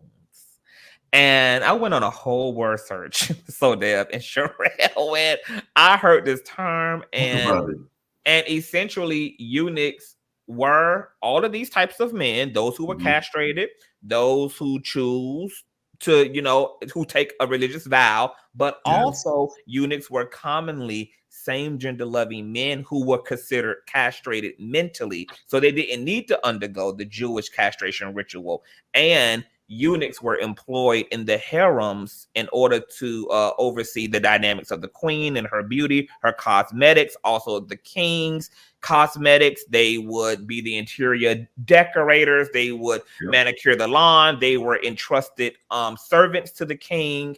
And these men were trusted by the king because they were effeminate, same gender loving men who the king didn't have to worry about impregnating his wives and concubines, because lineage and bloodlines were super significant and important at that time. So when I learned that the word eunuch was inclusive of same gender loving people, and Christ was making a space for that in his community, to the point that even Christ knew what he was saying was controversial, because he literally said, following that passage, let those who can hear what I have to say today hear it. Let those who have the capacity to receive what I'm saying receive it. Okay, even Christ knew what he was saying was changing the damn game. Okay, and he said, "Look, not everybody gonna understand. Not everybody gets ready for this level of teaching in the kingdom, baby. But you know, let those who can be set free by this be set free by this." And that I never looked back after that. After that, my sexuality was a wrap. From there, I was a free slave. How old were you? I was, at this point, I was now like 18, 19. And I had been struggling with this thing since I was 15 years old. So right before I was 20 is when I experienced this liberation. And I'm going to tell you, that night in my room, it wasn't just an intellectual freedom. I felt a electrical, vibrational energy from the bottom of my feet just elevated itself all the way up to the top of my head. And what that was those spiritual chains were being disintegrated. Those energetic bondages from the indoctrination and the socialization that I had experienced as a same-gender loving Black man were now collapsing as a result of an enlightenment that I was experiencing by way of the New Testament. And I've been super gay ever since, proud and super gay ever since. So let me tell you how I got there. You remember Fighting Temptations? Yes. Beyonce, they had the song called He Still Loves Me. It says, I feel like I always keep falling short because I'm not worthy, but he still loves me. That's when I started looking up stuff, because I was like, something for me is not sitting right for me, because there's no way that God made me and I'm wrong. Like, I don't believe that. I remember calling my aunt and I was like, you know what?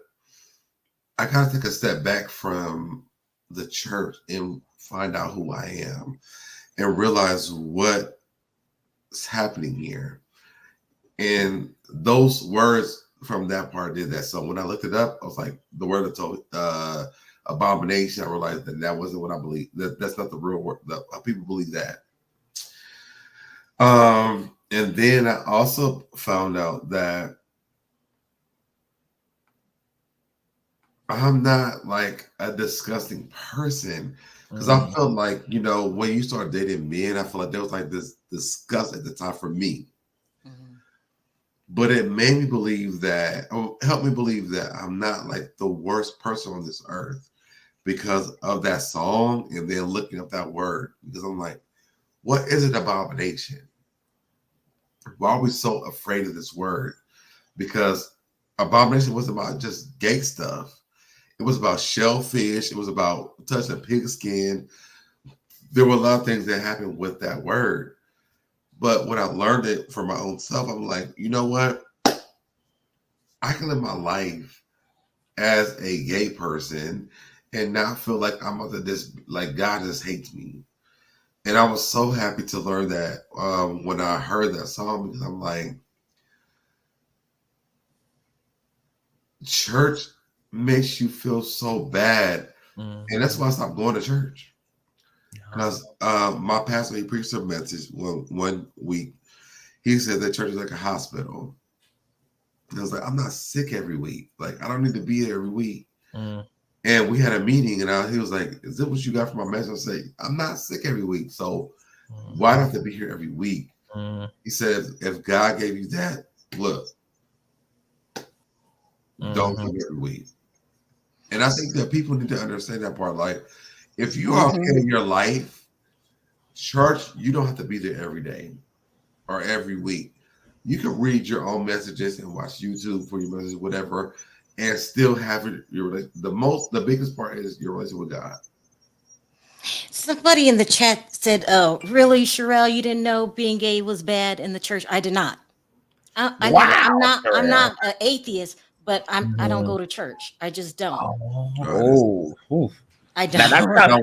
Sherelle, if you're looking for content, start going to church. I don't go to church, but I noticed she kept mentioning gay. But it's a whole. You got to tell your story, so Deb, so people like me, because I don't go to church. I don't know nobody who goes to church. I believe in God. I'm not an atheist, but I just never. Well, Sherelle, before I met my ex-husband, I stopped going. One, because I'm a PK. My mother was a pastor. She did not believe in homosexuality at all.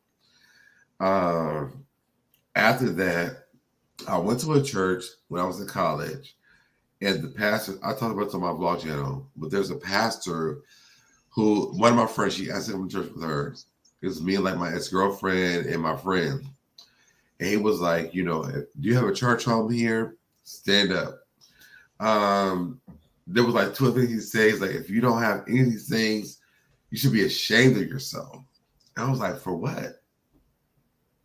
Like, and then he drilled into us, like, it's a shame you have a church home here. I'm like, we are not from here. My church home was at home with my mother, who has a church, but he never asked that. That's my very first red flag from church. After that, I think that I thought about, you know, my sexuality and what it looked like for church people. And it doesn't coincide with the church. But I know I live a life of happiness and I love on everybody. I help everybody I can. So I knew that I was doing the work of God, because for me, the Bible said, you know, love thy neighbor, you love thyself. So I live off of that. It also says to judge a spirit by the fruit that it What bears. happened when you told your mother? So I'll tell you this. So when I came out to my mom, actually I did it on accident. So when me and my ex-husband, we moved here to Atlanta, I posted a picture of him on Facebook. We had Blackberries at the time. And I did not know how to do, I didn't know how to send, I didn't know what it was because I always had different phones, but whatever. So I posted on Facebook, my ex-girlfriend seen it. So she drove from Cincinnati to Columbus to my mom to let my mom know that I was gay. Oh, no. Yes. And my mom did not call me for like 3 days. And then she said some bad thing. Let me see my eyes, let me check. Okay, I'll see her. So my mom said to me, she was like you're lower than the dog licks off the floor. Oh, Christ. It was horrible. Yeah. oh. It's bad, Sherelle. It's bad. It was horrible. But the thing is, me and my dad never had a relationship. So my dad found out, he called me, he said, listen, you're my son, I love you. It was one of the best days I've ever had in my life. Yeah. Because I never even knew my dad loved me at all. Yeah.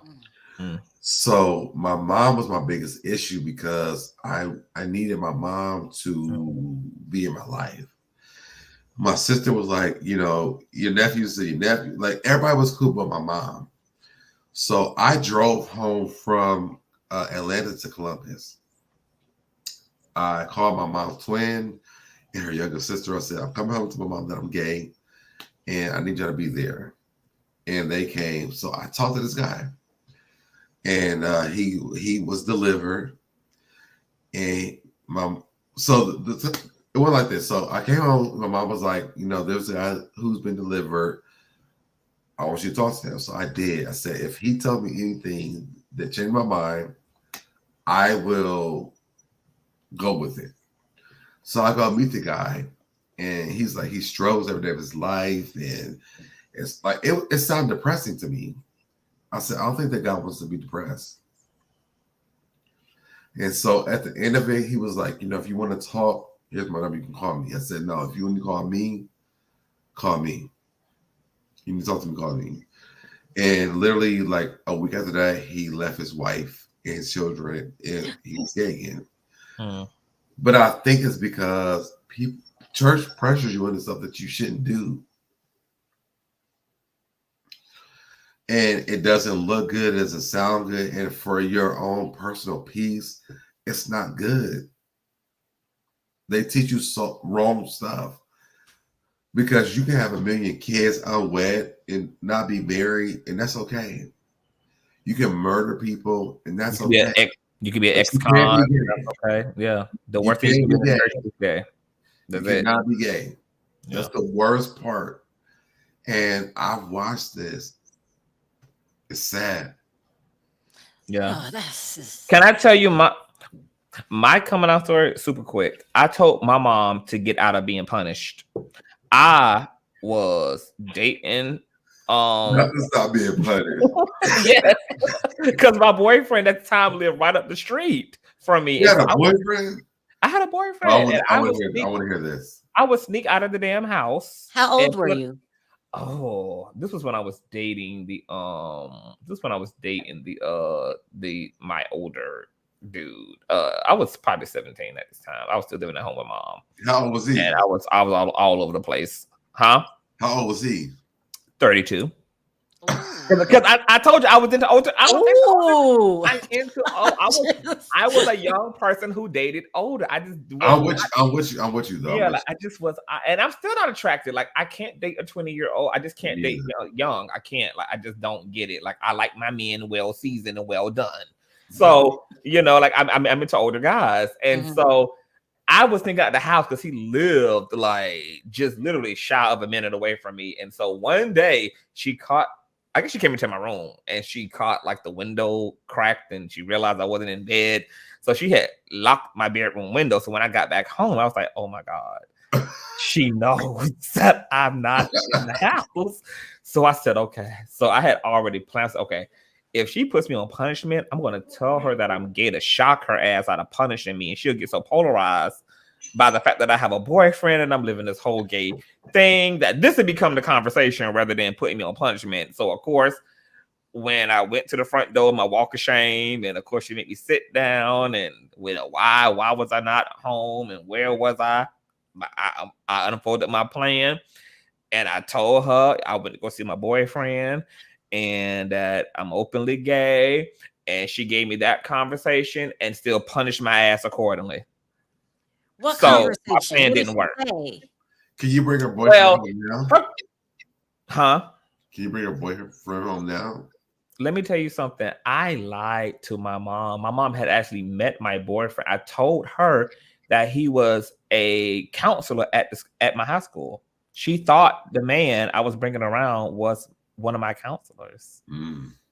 I mean, but can you bring her boyfriend home now? Okay, hold on, wait. Okay, it's a lot going on. Okay, so why would you say a counselor? Go ahead. Sorry. Wait. Because I needed to give him. Conscious, can you bring a boyfriend home now?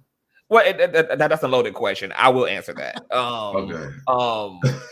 I called him a counselor because I needed to label him something that would make her comfortable giving him access to me. So if I said he's a counselor, he's a coach, he's somebody that's guiding me, of course my mom would love that. My son is, has, somebody from the school who's looking out for him, showing him, put him on the right track. So, I knew it would normalize his presence in my life. If I needed to be on the phone with him, if he needed to come over, if I needed to go spend time with him, that it would, normalize him to the point that she wouldn't see him as a threat. So I was very clever as a young person. You really were. I was very, very, very clever. Okay. And in terms of the conversation was similar to what SoDeb experienced with his mom, not as harsh, but my mom, of course, she was raised, in the church. My grandparents brought my family up in the church. So my mom's like, well, Davion, God don't want you doing that. God don't want you, being gay or being with men. You need to not do that, and that, and so it was kind of like a low level homophobic conversation. And then she sentenced me to being on punishment, for how many more weeks. Now, in terms of your question, SoDebNair, can I bring my family's weird. Like my family is very religious and conservative and Christian, but because I'm like the Madonna of my family, they have no choice but to put up with me. So they make space for me being gay. They make space for me bringing partners home. I cannot say everybody accepts it, but it is tolerated. Because they know it's nothing they can do about it. And they rather have me around. Huh?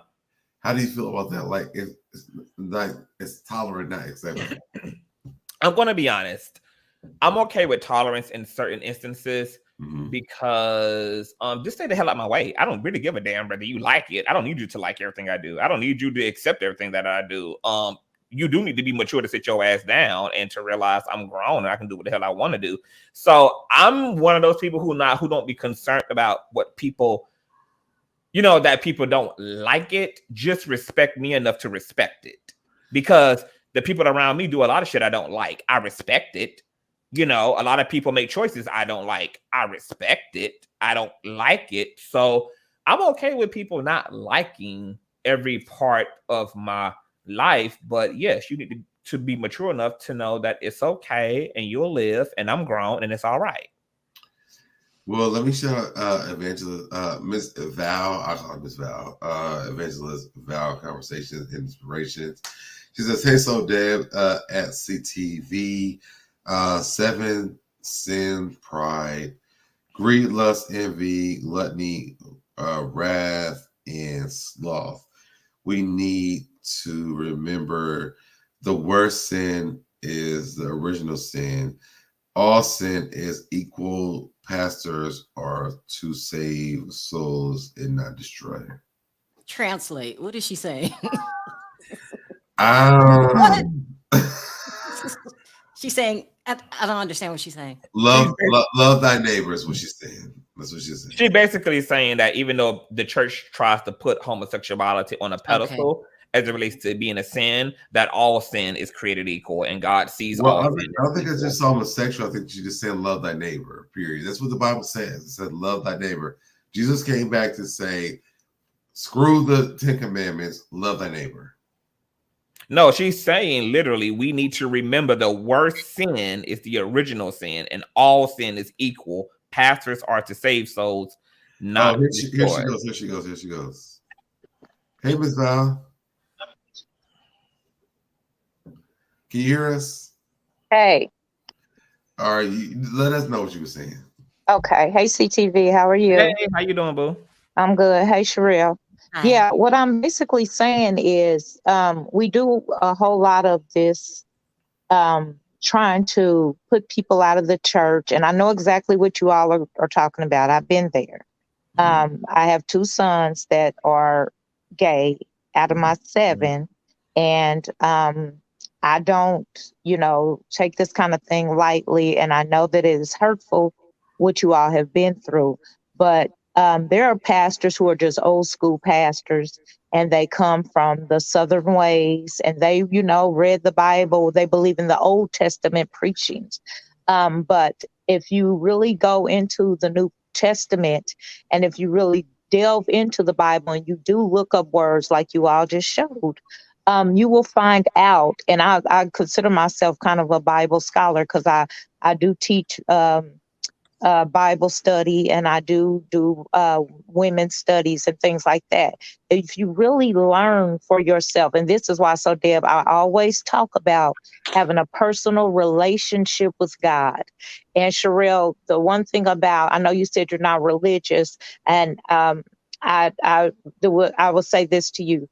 If you're not a person who delves into religion or spirituality, and if you ever feel like there's something that you want to know, always try to look for yourself and find out for yourself and educate yourself. And there's nothing wrong with these young men helping you, but when we are engaging our own minds and the things we want to know about, it gives us a healthy, a more fulfilling, almost like you ate at a buffet, right?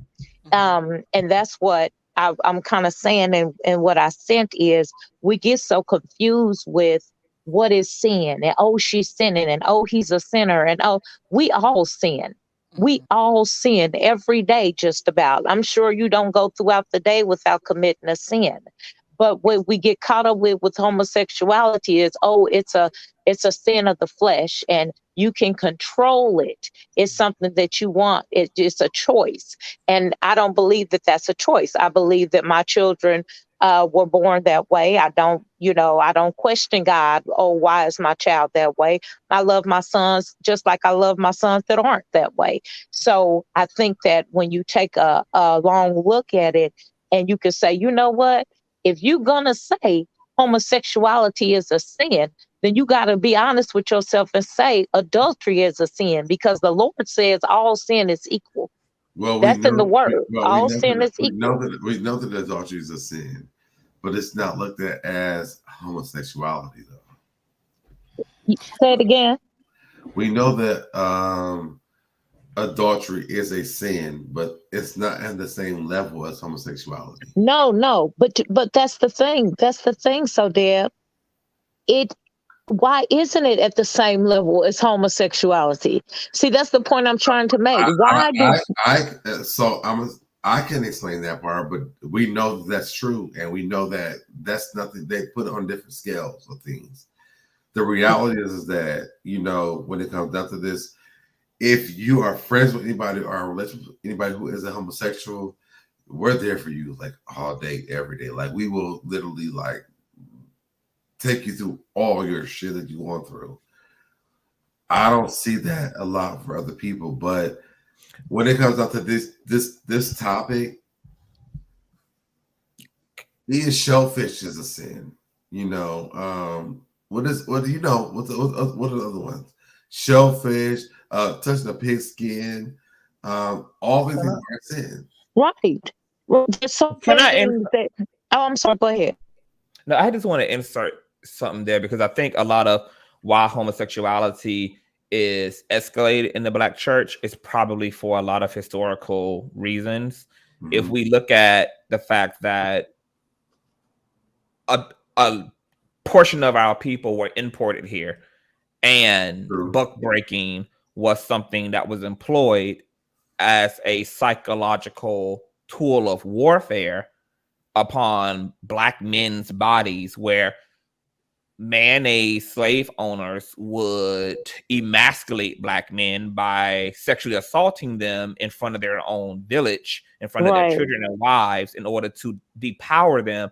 And then the same white power structure gave Black people the Christian literature. And so what the church did to combat the buck breaking and the sexual assault that was happening to Black men at the hands of white slave masters was they carved out a space in the church to soothe that issue. And that is what amplified the disdain for same-sex attraction, because at this point, African people were experiencing same-sex attraction in the form of rape. And so same-sex attraction took on a mutated image because it had been slandered by way of what the slave masters were doing to Black male slaves. And the church just never recovered from the doctrine. They never recovered. But I also talked about this earlier today too. That's not our religion. And as Black people, like, we need to figure out what that is for us. I think that we're sitting in this space that we believe what this slave people told us, but originally Christianity was not a religion. Let me ask Evangelist this. So do you see it getting better in churches? Is it becoming more accepted? No. Honestly, what I see happening is I see people turning more towards church online. What we're starting to see is people are starting to enjoy church through different avenues. One thing that 2020 did give us was the ability to have church and be in our own homes and have church virtually and be able to experience and when I say church, I'm talking about the building type church, because the word of God says that the church is in your heart. You carry the church with you. And that's another thing that's upsetting is when you talk about church hurt, we're actually talking about what the people of the church have done, because you carry church with you. Everybody makes up a church. So what I see happening in my mind is that I think 2020 kicked out a lot of things. And I think we're not paying close attention to that. I think that it gives a lot of pastors, a lot of evangelists, a lot of missionaries an opportunity to go out into the world. And because you're not on stream all the time, right? I mean, because you're not on stream or you're not in church, go out and minister in the world more, go out and talk to the people more, go out and shake more hands and be involved in your community more so that you can make everybody a part of the church. I think that one thing that SoDebNair has always said to me that sticks out is that that hospital story that he tells about the church being a hospital. Yeah. And I think that you shouldn't look at the church that way. But one experience that I will give is I got to my church one time. Well, real quick, let me tell that story because you said that. So what she's saying is this. I was attending the church and the pastor said that the church is like a hospital. And I said, I'm not sick every week, so I don't need to be in the hospital every week. So this is my last week. And the pastor of that church, we had a conversation, and I said, you literally said the church is like a hospital. I'm not sick every week. Right. So I want people to understand why I said that. But also, I think that for me, I think that we are in a space as Black people where why is her church our thing? Because that's not our original. But if we go back, so Deb, if you go back in history and you go back until the ancestors and the slaves, church was a place to enjoy yourself and to reach God because you weren't allowed to pray. What about Jesus though? And Ms. Val, was it about Jesus? No, it was not. It was not. It was about. You know what church? You know what church was about? Not a church. It wasn't even about church. Let's be honest. It wasn't even about church.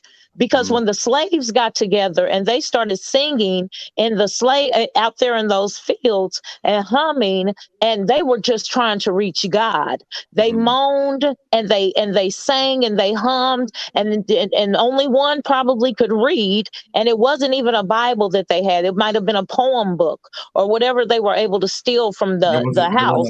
And but they found a way to fellowship, and that's the problem. And back to Sherelle's question, I want us to be able to fellowship. And for me, I think sometimes we fellowship here on YouTube, here in virtual land, better than we could fellowship in a building, because you're able to, like I said, you're able to reach the Lord better without somebody looking at you and somebody making you feel bad about what you wear, somebody making you feel bad about who you love. And somebody in the chat said we need to stop saying homosexuality is a sin. I don't believe it's a sin. Like I said, my sons were born that way, and I love them. And that was one reason I had to leave a church before, was because as my boys started to grow up, and I could see that they were definitely mama's boys.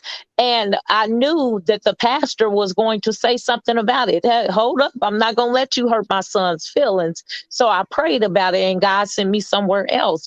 But for us to change, we're going to have to change what the narrative is. We have to make people understand that this is how this is how these young people were born. This is not something that they are choosing. And this is not a phase. I hear a lot of people say, oh, it's just a phase. They'll be okay. Well, they'll be okay when? Because 20 years from now, they still feel the same way. A lot of times we're afraid of what we don't understand.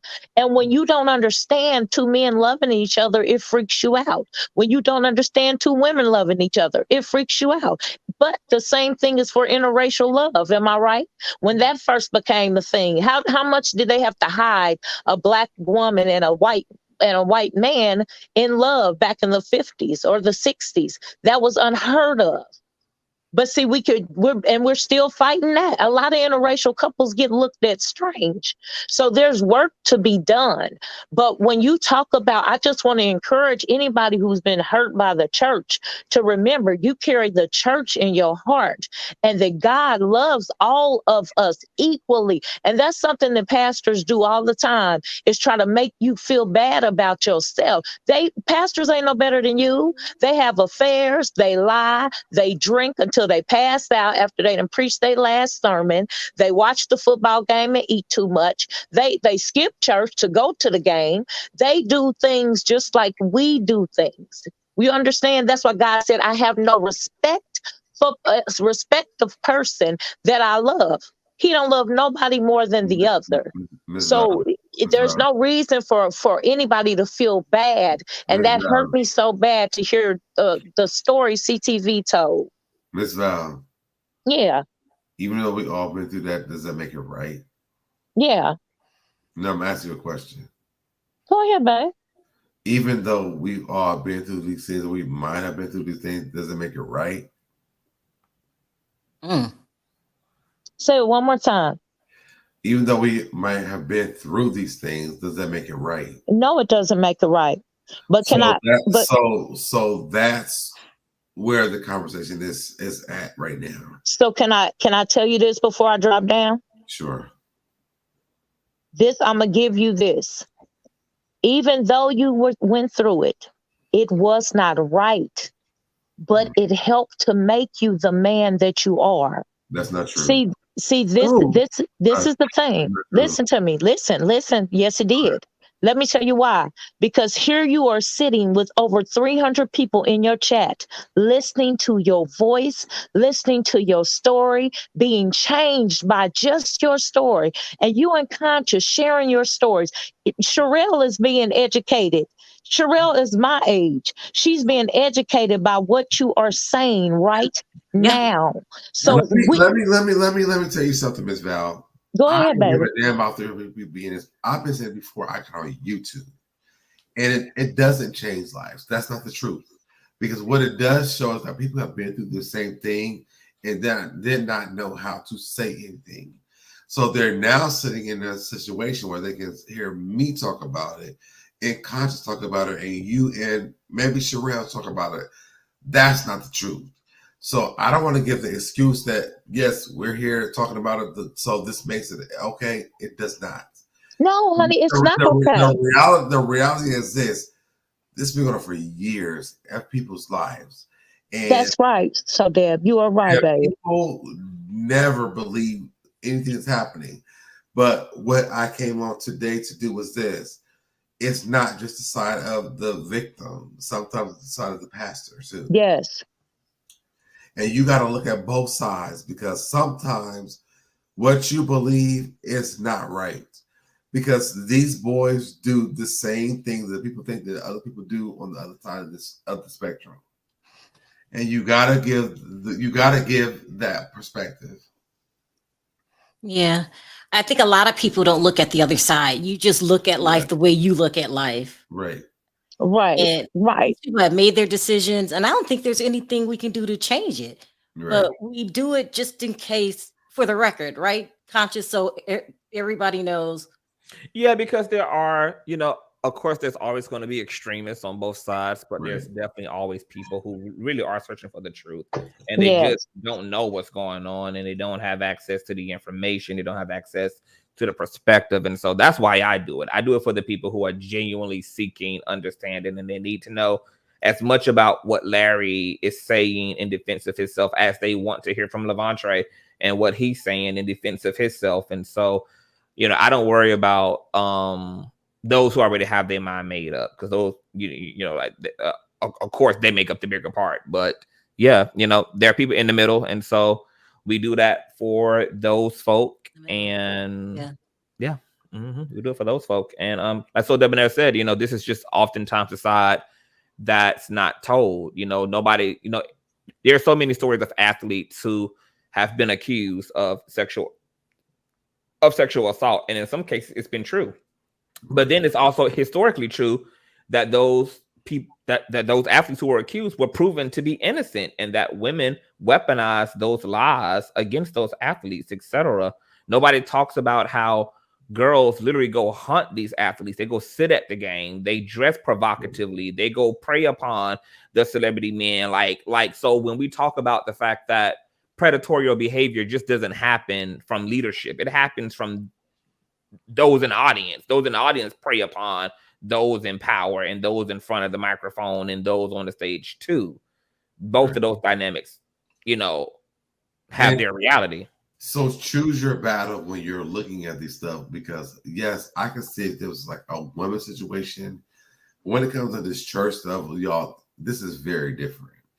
And I will repeat this over and over again. It's very different when it comes to church stuff, because these guys and some of the women, they have a different mentality. It's okay to believe the victim first. I totally agree. But you also realize that sometimes the victim is the predator. That part. And that's why you actually shouldn't believe the victim first. You ought to sort through the facts, sort through the evidence, and then allow the evidence to lead you into a informed conclusion. Right. Because the problem with the believe the victim shit is that could be any of us then.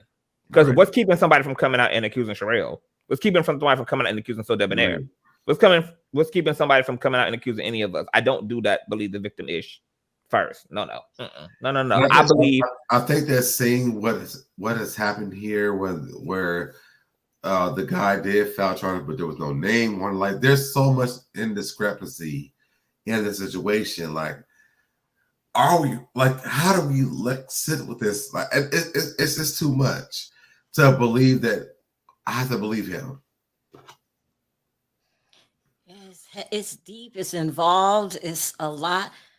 I was saying on my channel today, and I honestly believe this, and you tell me if I'm wrong. People believe in what they want to believe in. It's really hard to change a person's mind. Right. Yeah. I think that Larry said what he had to say. I think he should stop doing interviews. I don't think he should sue Tasha, because that's just a waste of money, because that lawsuit isn't going to change people's mind. You going on everybody's channel is not going to change people's mind. I feel that he has a lot of supporters. His church rallied around him. He's got bloggers that support him. He should just live his life and leave Tasha to face her own God. Because, at the end of the day, if you are a bad person, what comes around goes around. And I just think that's what I think. But, everybody was saying. And can I just insert something just for a minute here? And this may not be popular opinion, but I just have to say this. When you have a situation like this one, and there is so deep and it's so many people, not so many people, but so much emotion involved, because this is a very emotional and very serious situation, right? Yeah, right. For those who are outside looking in, this is the advice that I would give. Pray for people who are involved in situations like this. And this is why, because whoever is telling the truth has to fight to make sure the truth comes out across. And whoever is telling the lie has to deal with that when the truth comes across. So we have to, I feel like sometimes when these things happen, like somebody just said, we rush to want to feel empathy for the victim, but we have to first know who the victim is. Yes. And so you have to sit back and find out where all of the proof is, where all of the receipts are, where all of the stuff that's going to come out in court actually lays, before we can even say who the victim is. In your heart, you want to, name the victim, but that's why we pray. And we say, Lord, whoever's wrong, we pray, that justice is served. So you think he should go to court? Do I believe so? Yeah. Yeah, I believe any situation like this should go to court. Yeah. I believe any situation. And I'm going to tell you why. I was molested at the age of 7. And I feel like... You got to watch the words that you say. Oh, sorry, not the M word. Take it back. Yeah, I forgot. but as a 7-year-old girl, looking back on my life and how that affected me and how it created, certain certain things in me as an adult. I wish that somebody had helped. You know what I'm saying? I wish that somebody had done something, because it went on for almost 5 years, and I was terrified to say anything. But I wish I had. And so, but that's not saying who I believe was telling the truth. That's just saying that I wish that somebody had helped me, or understood that I was going through, or was able to read the pain in my eyes, or the breadcrumbs left. You know what I mean? And so, yeah, I think it should go to court, because I think that this is a man who needs to clear his name, so that people will leave him alone. If he needs to clear his, do you understand what I'm saying? Yeah. I think It's not gonna. What do you think, Conscience? Can I say something though? To me, this is the problem. You know, a lot of us, I think that we've kind of all expressed that I don't know if Sherelle said this, but we've expressed that we've been through the situation. The reality is, the part that we're talking about right now, that there's a person putting an allegation on somebody who may have not done something to them. Mm-hmm. And for me, that's not okay. Right. When I look at what I've seen that conscience has proven that was wrong, I can't sit around and say, let me believe the victim, because the victim might be a victimizer. Mm-hmm. Exactly. And that's what I said. I don't want to sit around and be like, well, yes, until it's proven wrong. Right now, what I feel like is like I saw the receipts. Mm-hmm. The receipts showing that the victim is not a victim. And the knowledge is of the church boys. And I really don't believe it. And I think, you know, this is my own personal stuff. So I can't sit here and say like Levantre is like, oh my God, he's a victim, and you know, let me back him up. I can't say that. Right. I understand that.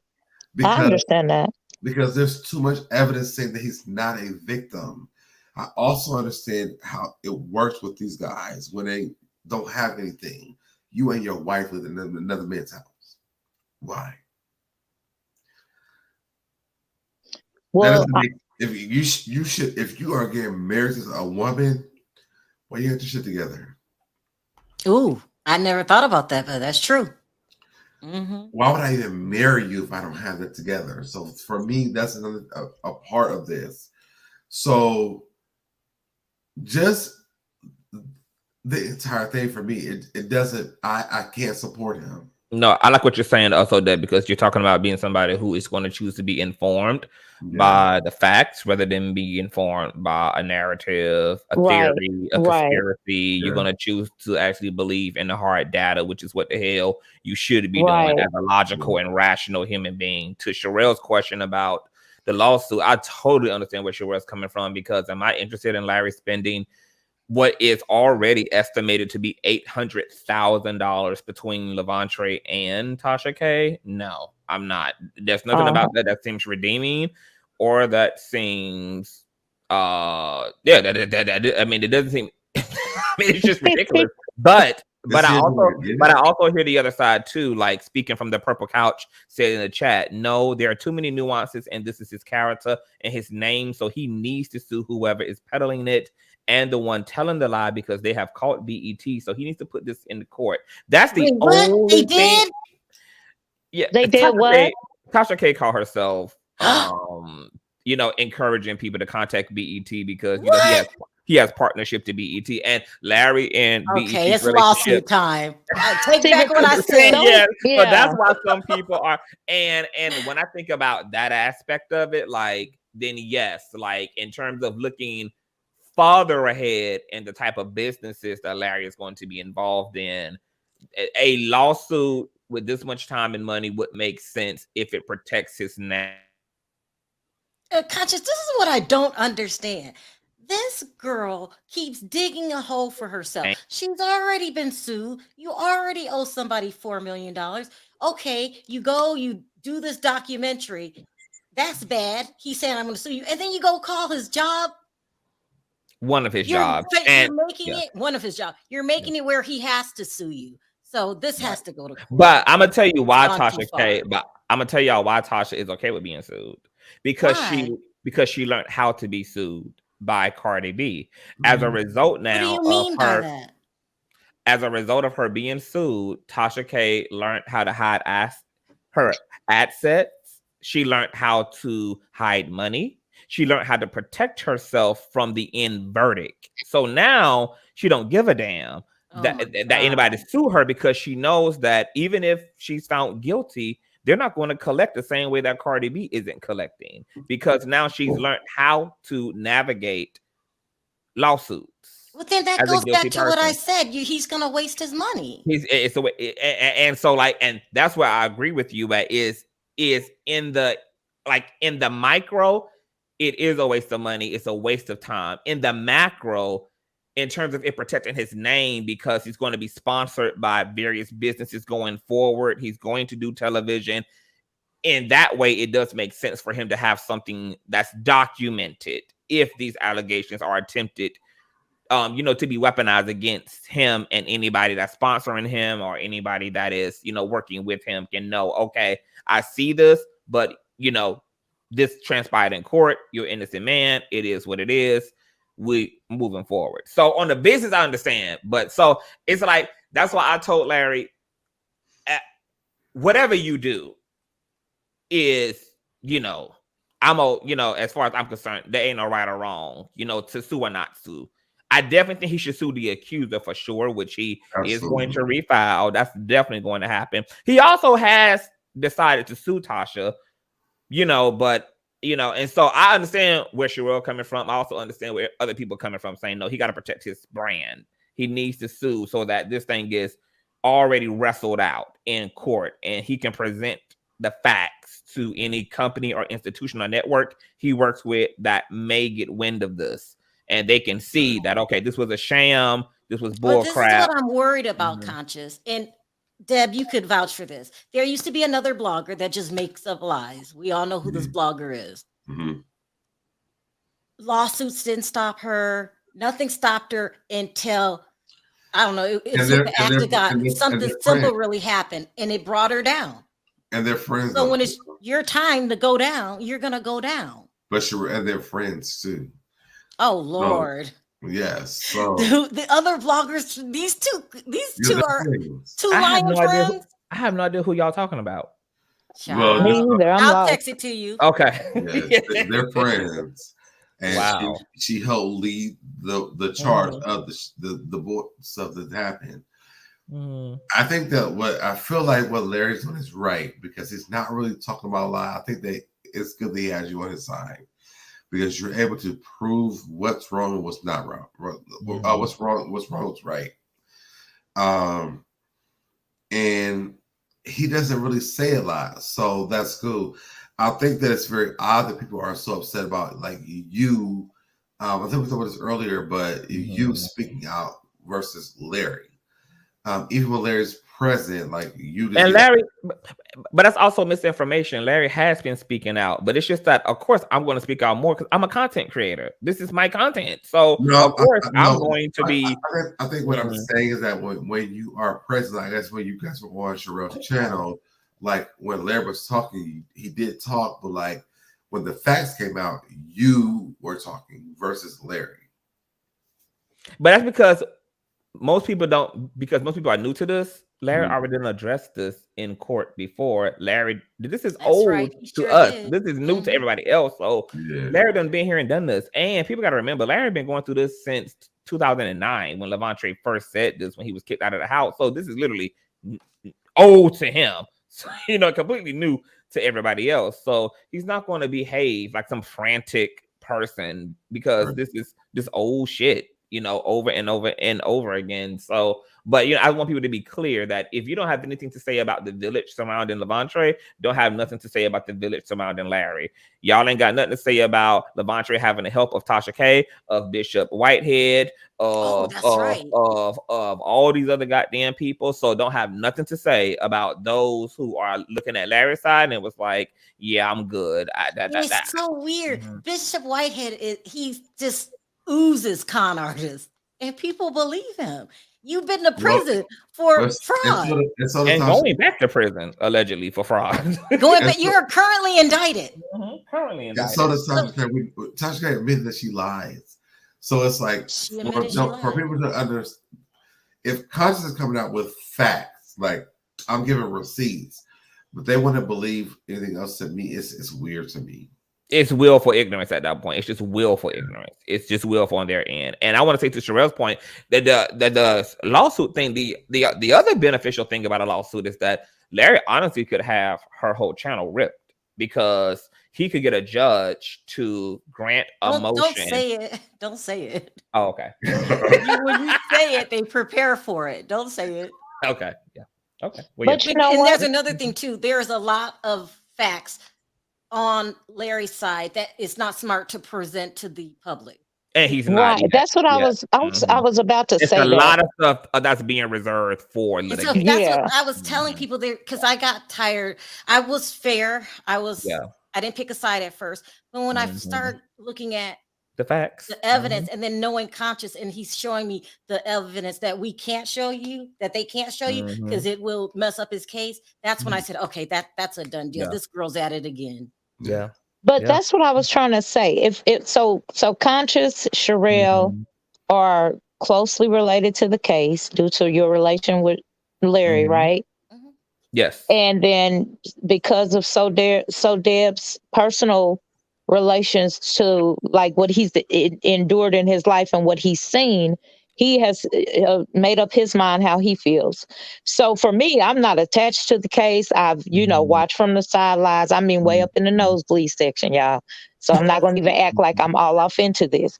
But what I will say is when I made the comment about prayer, I was kind of talking about those of us who don't really know, but kind of want to see justice served for whoever needs justice.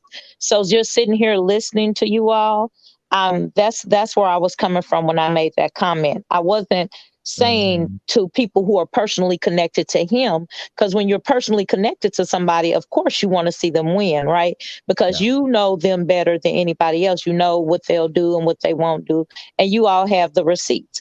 But for me, I just want to see it play out for whoever. And I don't have anybody in my mind that I think did or didn't do anything. I just want it to be fair. When I said, should Larry go to court, I meant for his business and for his name. Yeah, he should go to court, because for your integrity and your character, it's one thing for the business folks to feel a certain kind of way with you. And it's another thing for the rest of us to feel, because we're going to fall away and it'll be a new group of YouTubers who won't even care that all this happened, So I'm not worried about how the people are seeing him so much as it is his name and his brand. Yeah, I feel like he should defend that. That's what I was trying to say. And people should also ask why this man had to file a lawsuit that the accuser is running away from, because Larry is having to refile in Georgia now as a result of the accuser claiming he doesn't live there, even though his mom received his summons on his behalf. Well, how about this, Conscience? Why is it the accuser filing the lawsuit? Even more strange. Why didn't the mom file charges? Why isn't the accuser the one filing the criminal charges? Because if you mess with my kid, I'm taking you down. Period.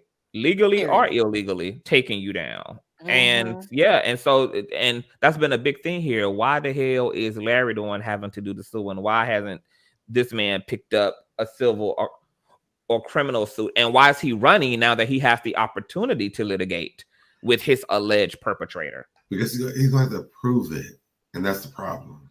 He's going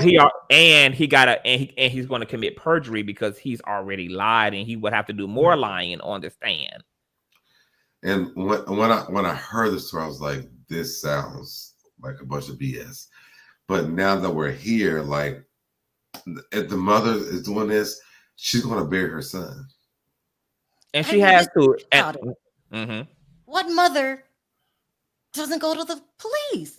Yeah. I'm going to be honest, though, you guys. I had the mother who put her son in the position. A mess. I in my last commentary, I have an empathy for the mom at this point. Like, wow. I know then she was trash, which is why hold on. I'm not going to say she was trash. The reality is she didn't go to the police because her son confessed to her he lied. So, but it's just that now she's sticking beside him. And that's the part I empathize, because it's like, she's older, obviously. and based upon how dark her neck is, there's some diabetic issues, I believe. And I'm sure that she's, not looking to not have her son by her side. I can't imagine at this age being put back in this position, and this thing is being televised. You don't want to be that mother. You don't want to be the mother that didn't believe the victim. You don't want to be that mother that didn't believe your son. Even if you knew your son lied and y'all all knew all this, but what are the optics going to look like? Nobody's going to understand why you're not standing by his side. And she knows she would get dragged if she did not stand beside Levante, even though they both know that he made this up back then and are just perpetuating a known lie now that was then there. And I believe because mothers are softer than fathers, they're more loving than fathers, they're more nurturing than fathers, they're more willing to people please than fathers are, that unfortunately Levante is taking advantage of his mother, and her back is up against the wall, and she's choosing between the lesser of two evils. I can either stay out of this, but then deal with my son's bull crap on the back end. Conscious, did you see that interview? She sounded ridiculous. She sounded like a flippant fool for an hour and a half for sure. I mean, it was not a redeeming interview. It was not. Not at all. But, and I'm just like, but I feel like I don't want to be the parent who is like oblivious to my son is lying to me. I know. Like, I feel like I'd rather be on that side versus like helping my son commit a lie. Yeah. That's crazy. Yeah, I mean, I wouldn't, stand behind my son, especially if I knew that my son already told me this stuff was a lie. And now you trying to get your 15 minutes, 50 million years later, and you want to tell this lie again publicly. I would just simply stay out of it. But, if you really listen to her closely, y'all, she has her own reasons too for kind of taking this dig at Larry. There were conversations, because there were conversations around, him not supporting certain relationships that were clearly stupid in her life with these African men that was getting her to do this crazy stuff for them over here in the States. Then she's mad because he grew as a minister, and things that he was closed-minded about then, he became open-minded about now, like tattoos and piercings. And is SoDebNair going into a coma on his own line? He's falling asleep. I'm here. He's falling asleep. We better wrap this up. Yeah, but you know what? Listen, I was thinking about something. But he always thinks with his eyes closed. I was gonna say, Conscious, what you were about to say about Larry getting as you grow in your y'all have to forgive me. I get words twisted. As you grow in your ministry, you do become more open. If you know what I'm saying, as God speaks to you and starts to grow you, and you start to really allow the Lord to move you. God don't want nobody to be in one place. So when you hear ministers saying the Lord is working with me, my vision is changing, and this is what He's telling me to do. That's that's a minister that is working with the Lord. A church that is constantly the same, or the minister is constantly doing the same thing. The movement is supposed to move. That's why it's called a movement. So what I was thinking about when you said that was, how in the world is it possible to why do these people get so close to ministers, to pastors families, and then not expect, there's going to be a relationship. You have a relationship with your pastor, but your relationship with your pastor cannot be greater than your relationship with your God. There's no way. I don't see any man, and I've been married for 30 years. No man is closer to me than God. So when you have this relationship with this man, and you believe you can leave your son with him for however many amount of time, you believe and trust in him and have more faith in him than whatever, I'm assuming God, because we're talking about Christianity, than the relationship you have with God. So it doesn't bode well. It doesn't look well as a mother that type of thing is going on. And then to say that, oh, well, he started to change. Well, a pastor is supposed to change. A minister is supposed to change over years, over time, as his ministry grows and as God speaks to him. That's what's supposed to happen. So that is kind of interesting. I didn't, like I said, I don't know all the facts, but I find that interesting.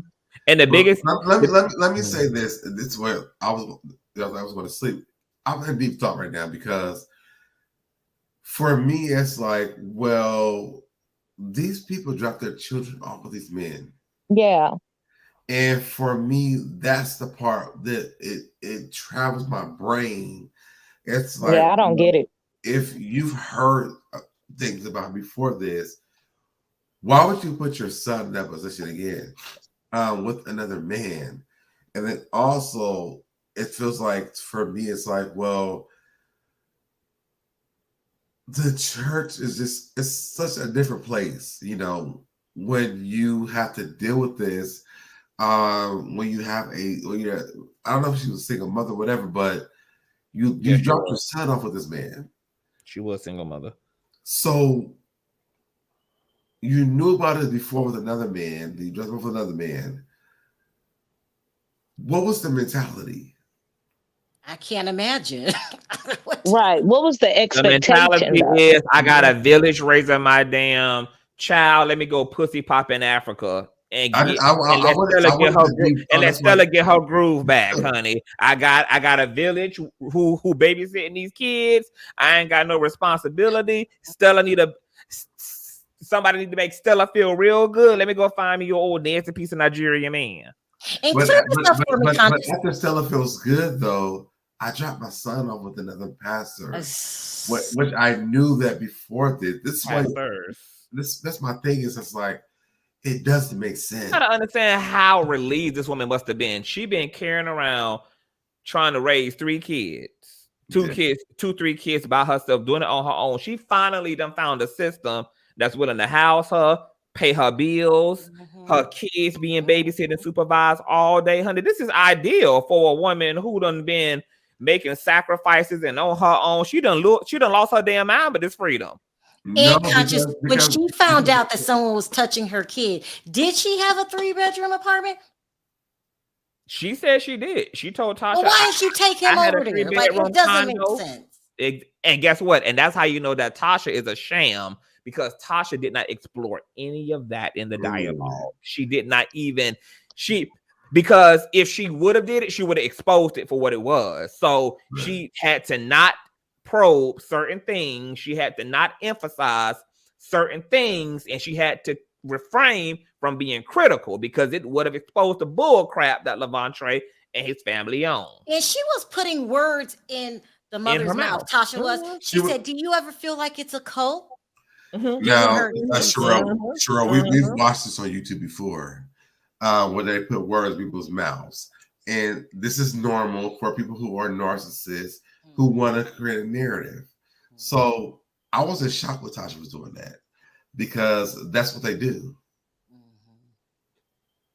It was a mess. Nothing that he said. It's a sham. It never made sense for me, and I'm sitting here like, well, y'all do know the like everything Lane was saying. It makes sense for me. I've seen this before.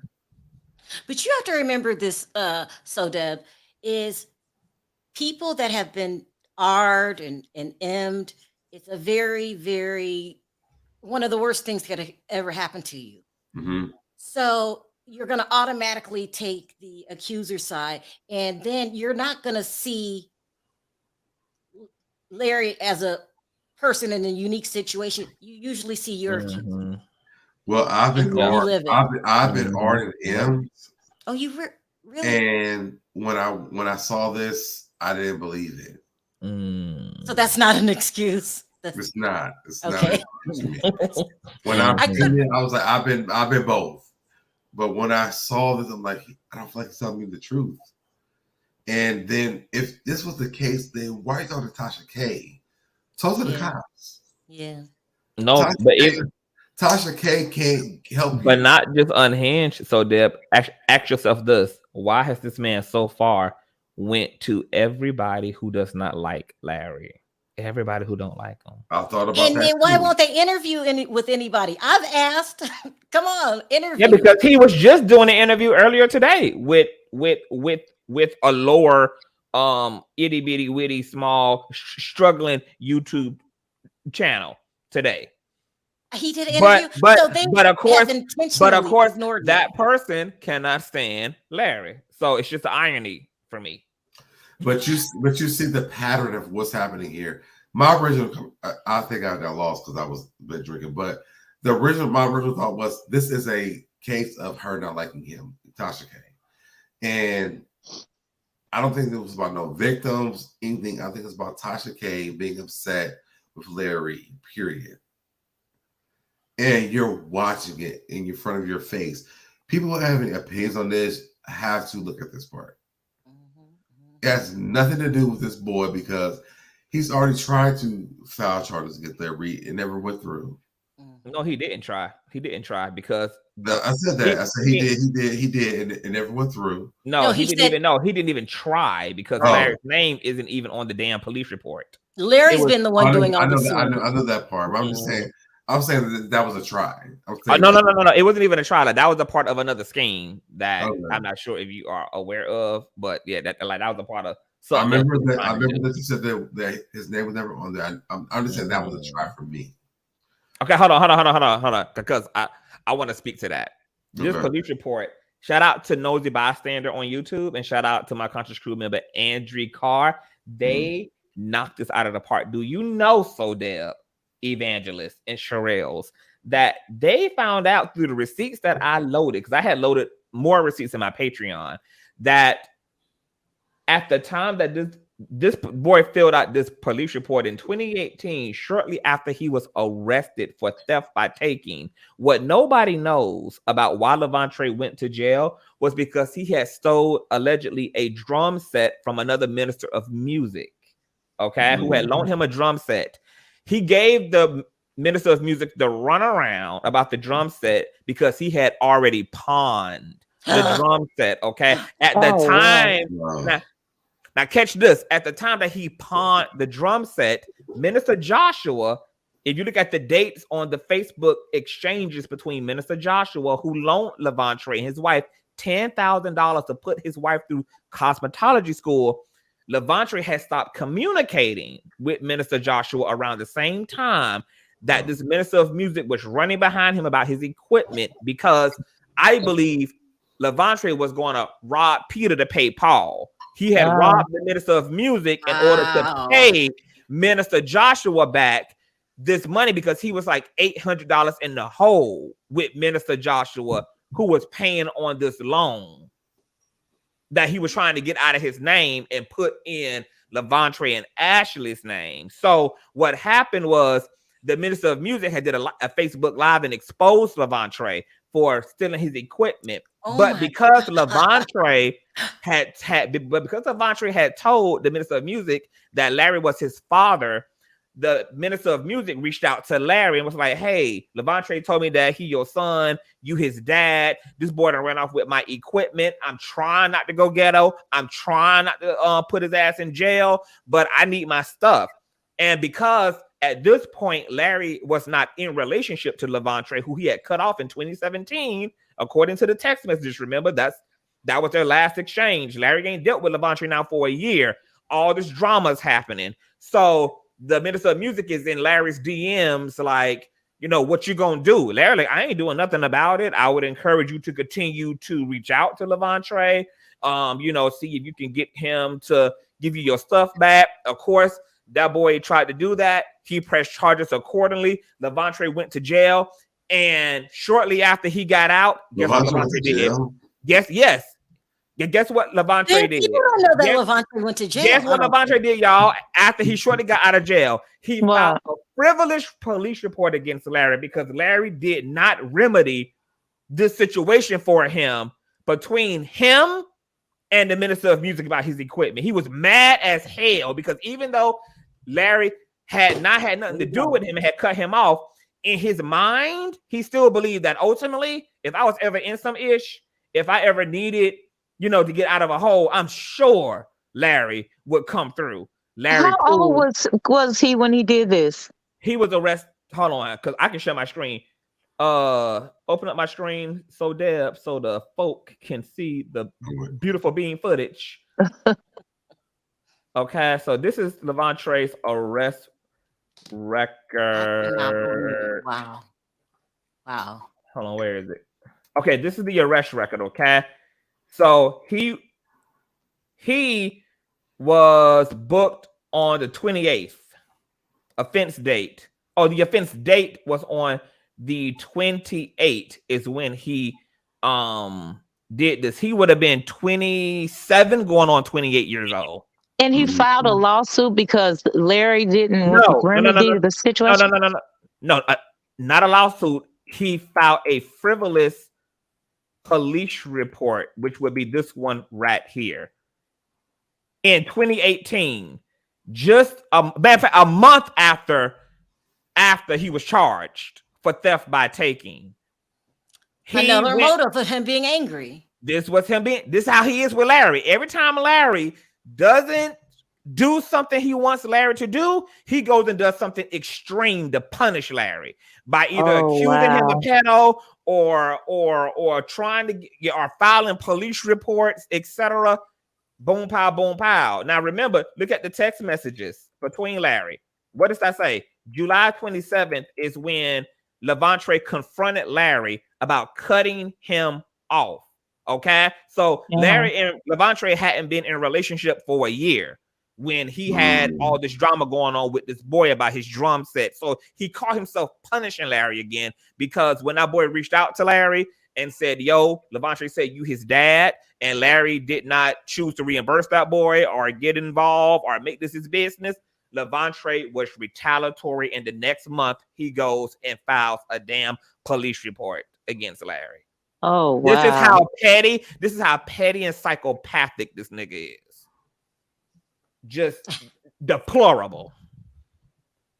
Oh, this is crazy. It's almost like a relationship in his mind. It's not unbelievable though. It's not unbelievable though. No, it's not unbelievable. To me, it seems like it's a relationship in his mind. It's a kind of like that's what it is. These boys got this is normal in the church community.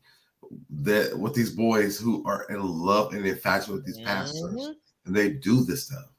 And Shamako said Levantre was M word. This nigga is in love. Levantre is in love. He was having an emotional affair in his mind during the times that him and Larry were close, even all the way up till when Larry took him back after he apologized for lying on Larry, after Levantre's mom, Sharon Benison, begged Larry to take Levantre back into the ministry and all of this.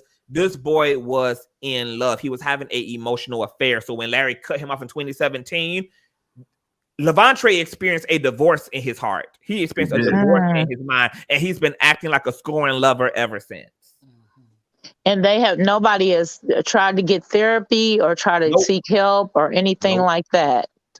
Well, he feel like he's right in his own mind because he's delusional. That's what they believe.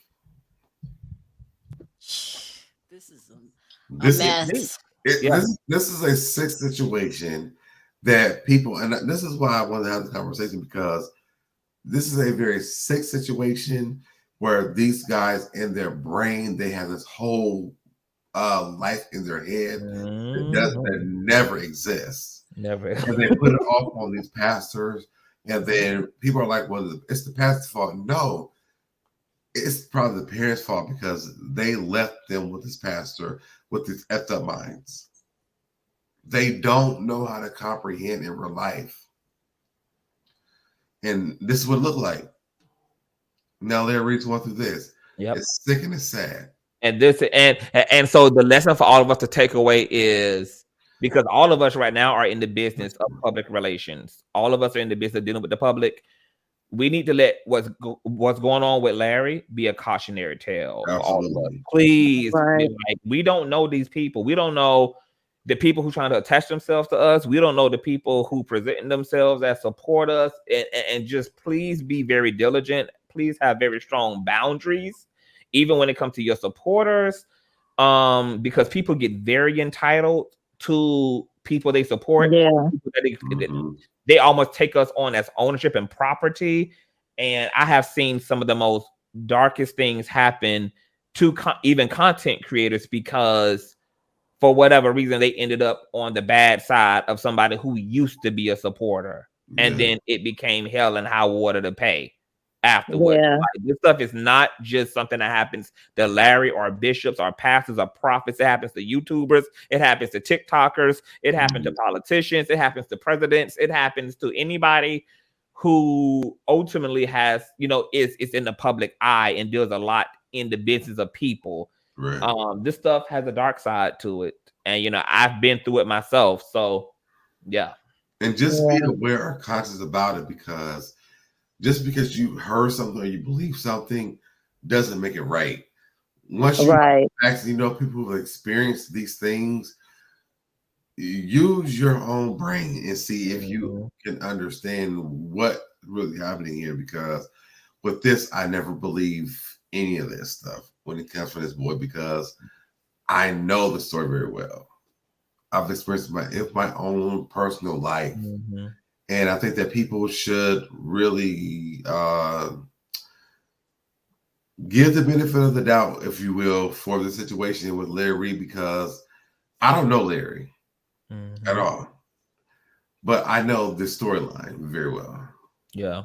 You know the situation very well. Yeah. Yep. And Larry's not the first person I've seen this with. And I want to say, somebody in the chat just said your pastor is not your therapist or your something else. I think it was Evani B said your pastor is not your therapist. And that's true.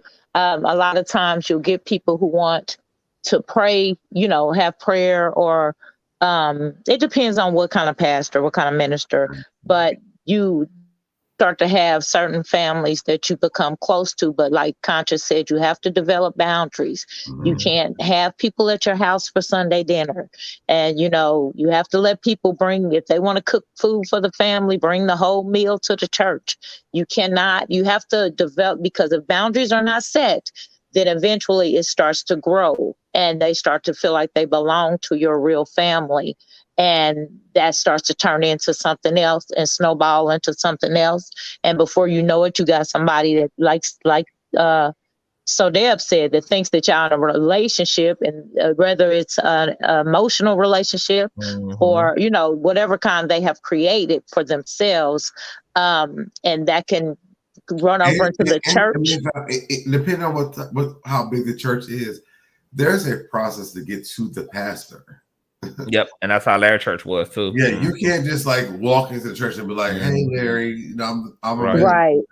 There is a process to get to the pastor. Yeah, so it takes time. So listening to Larry saying that's why when people were saying SoDeb, they're like, "Well, how the hell can Levante be in his church and he not?" have met Larry until later on, to what you're saying. Yes, this is common in the church world. The youth oftentimes don't have access to the actual pastor. He's far removed from that. There's systems, kind of in business, there's a CEO. You don't have access to the CEO just because you work for his company. There's chains of commands that you deal with before you even reach the CEO, and that's how it is in a lot of churches, and that's how it was for Larry. So there were people in his church that he didn't have a personal relationship to, particularly the young people. He never dealt with the young people. In our church that we had, it took a minute for you to get to us. To me, to my ex-husband, you had to be there for a while before you got to the assistant pastor, to me, to the pastor. There was a lot you had to get to get there, because people don't stay at the church all the time. So I believe Larry. I'm saying that.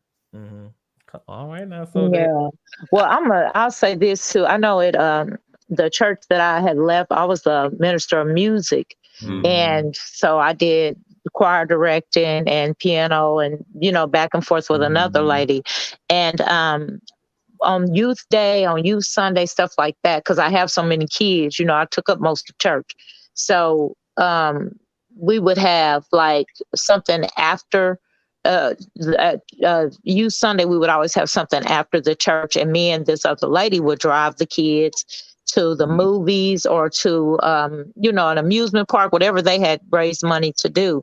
And there were a couple of, how you can tell when boys get to a certain age, maybe 14, 15. And this was years ago. So I was probably maybe 30 because I had still had a baby to go. So I was about 30. And there were these couple of boys that were about 15 years old. And I started noticing the stares, especially because, kids are used to seeing you dressed up for church. But when they see you with your jeans on and your street clothes, it's kind of different.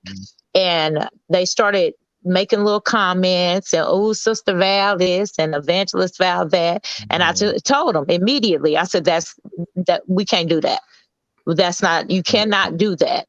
And so when we came back from the movies that day, I told their mother, and I made sure she understood, what happened, what was said, everything before they got in the car and said to their dad or, anything. Because I didn't want anybody to say anything about how they gave me a compliment and I smiled or anything like that. You have to be quick on the draw. Like you cannot even entertain or smile or giggle or nothing. Because if you do, it's like a little peep into a door that they feel like you giving them a light and you giving them a way in, and you just can't do that.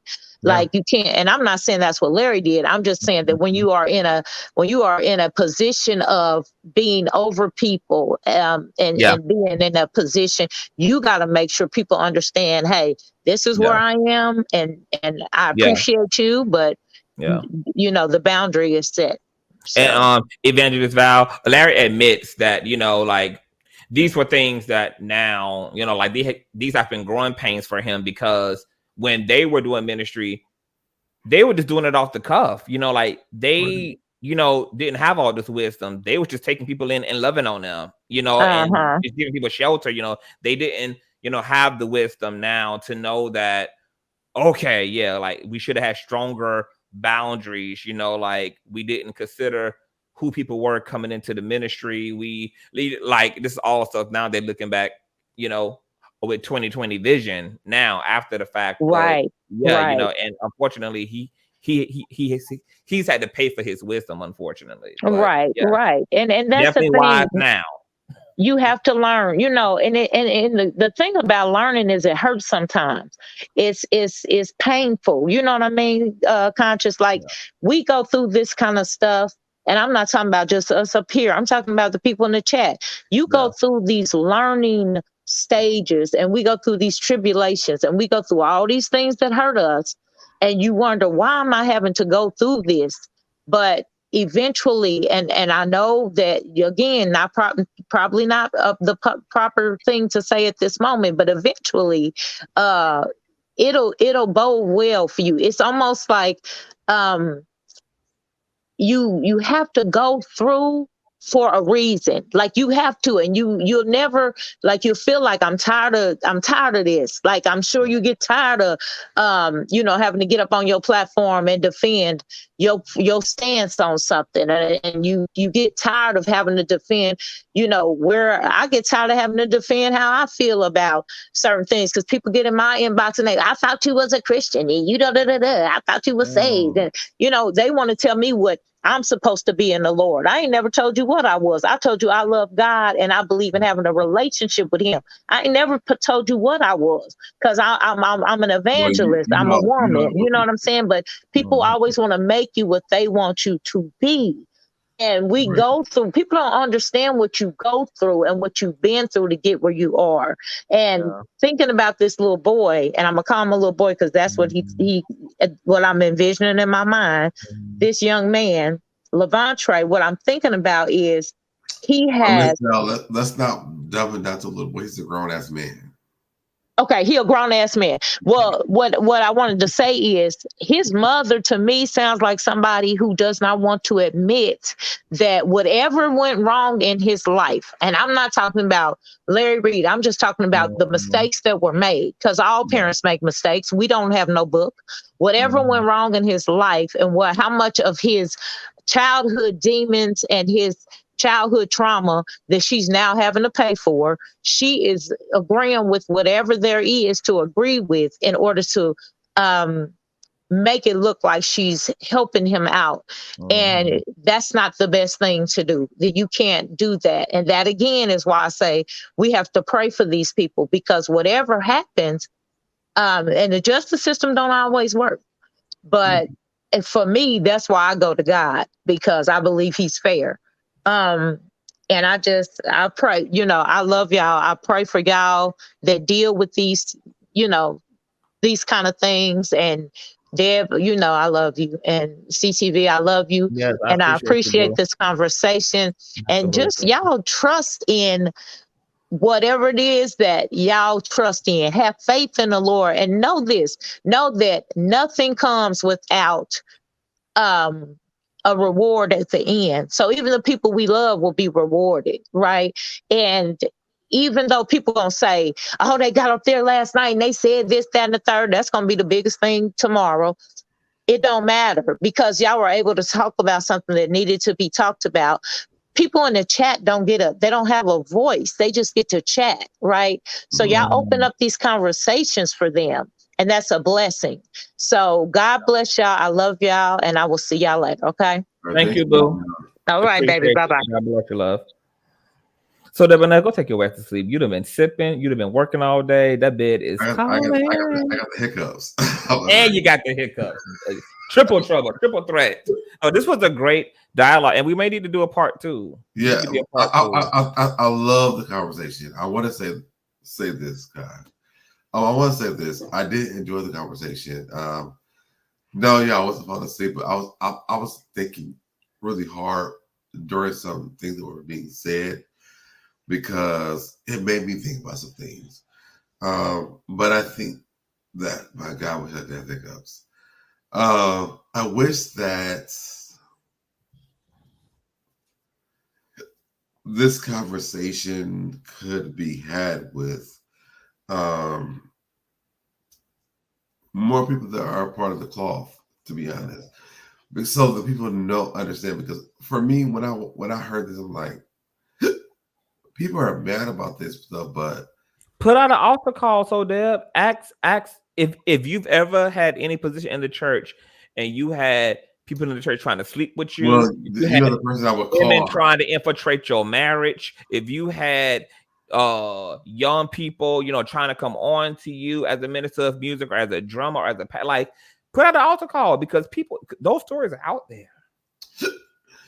But I don't know how I would. I mean, you know how I call it, but he's so controversial, so I can't call him. But there's a bunch of non-controversial people who might respond to the call. So just put the altar call out. I'm gonna look at this because I really want to have the conversation for real, like to be honest about what it looks like for real. Yeah. So people understand like what Larry's going through is like not a normal.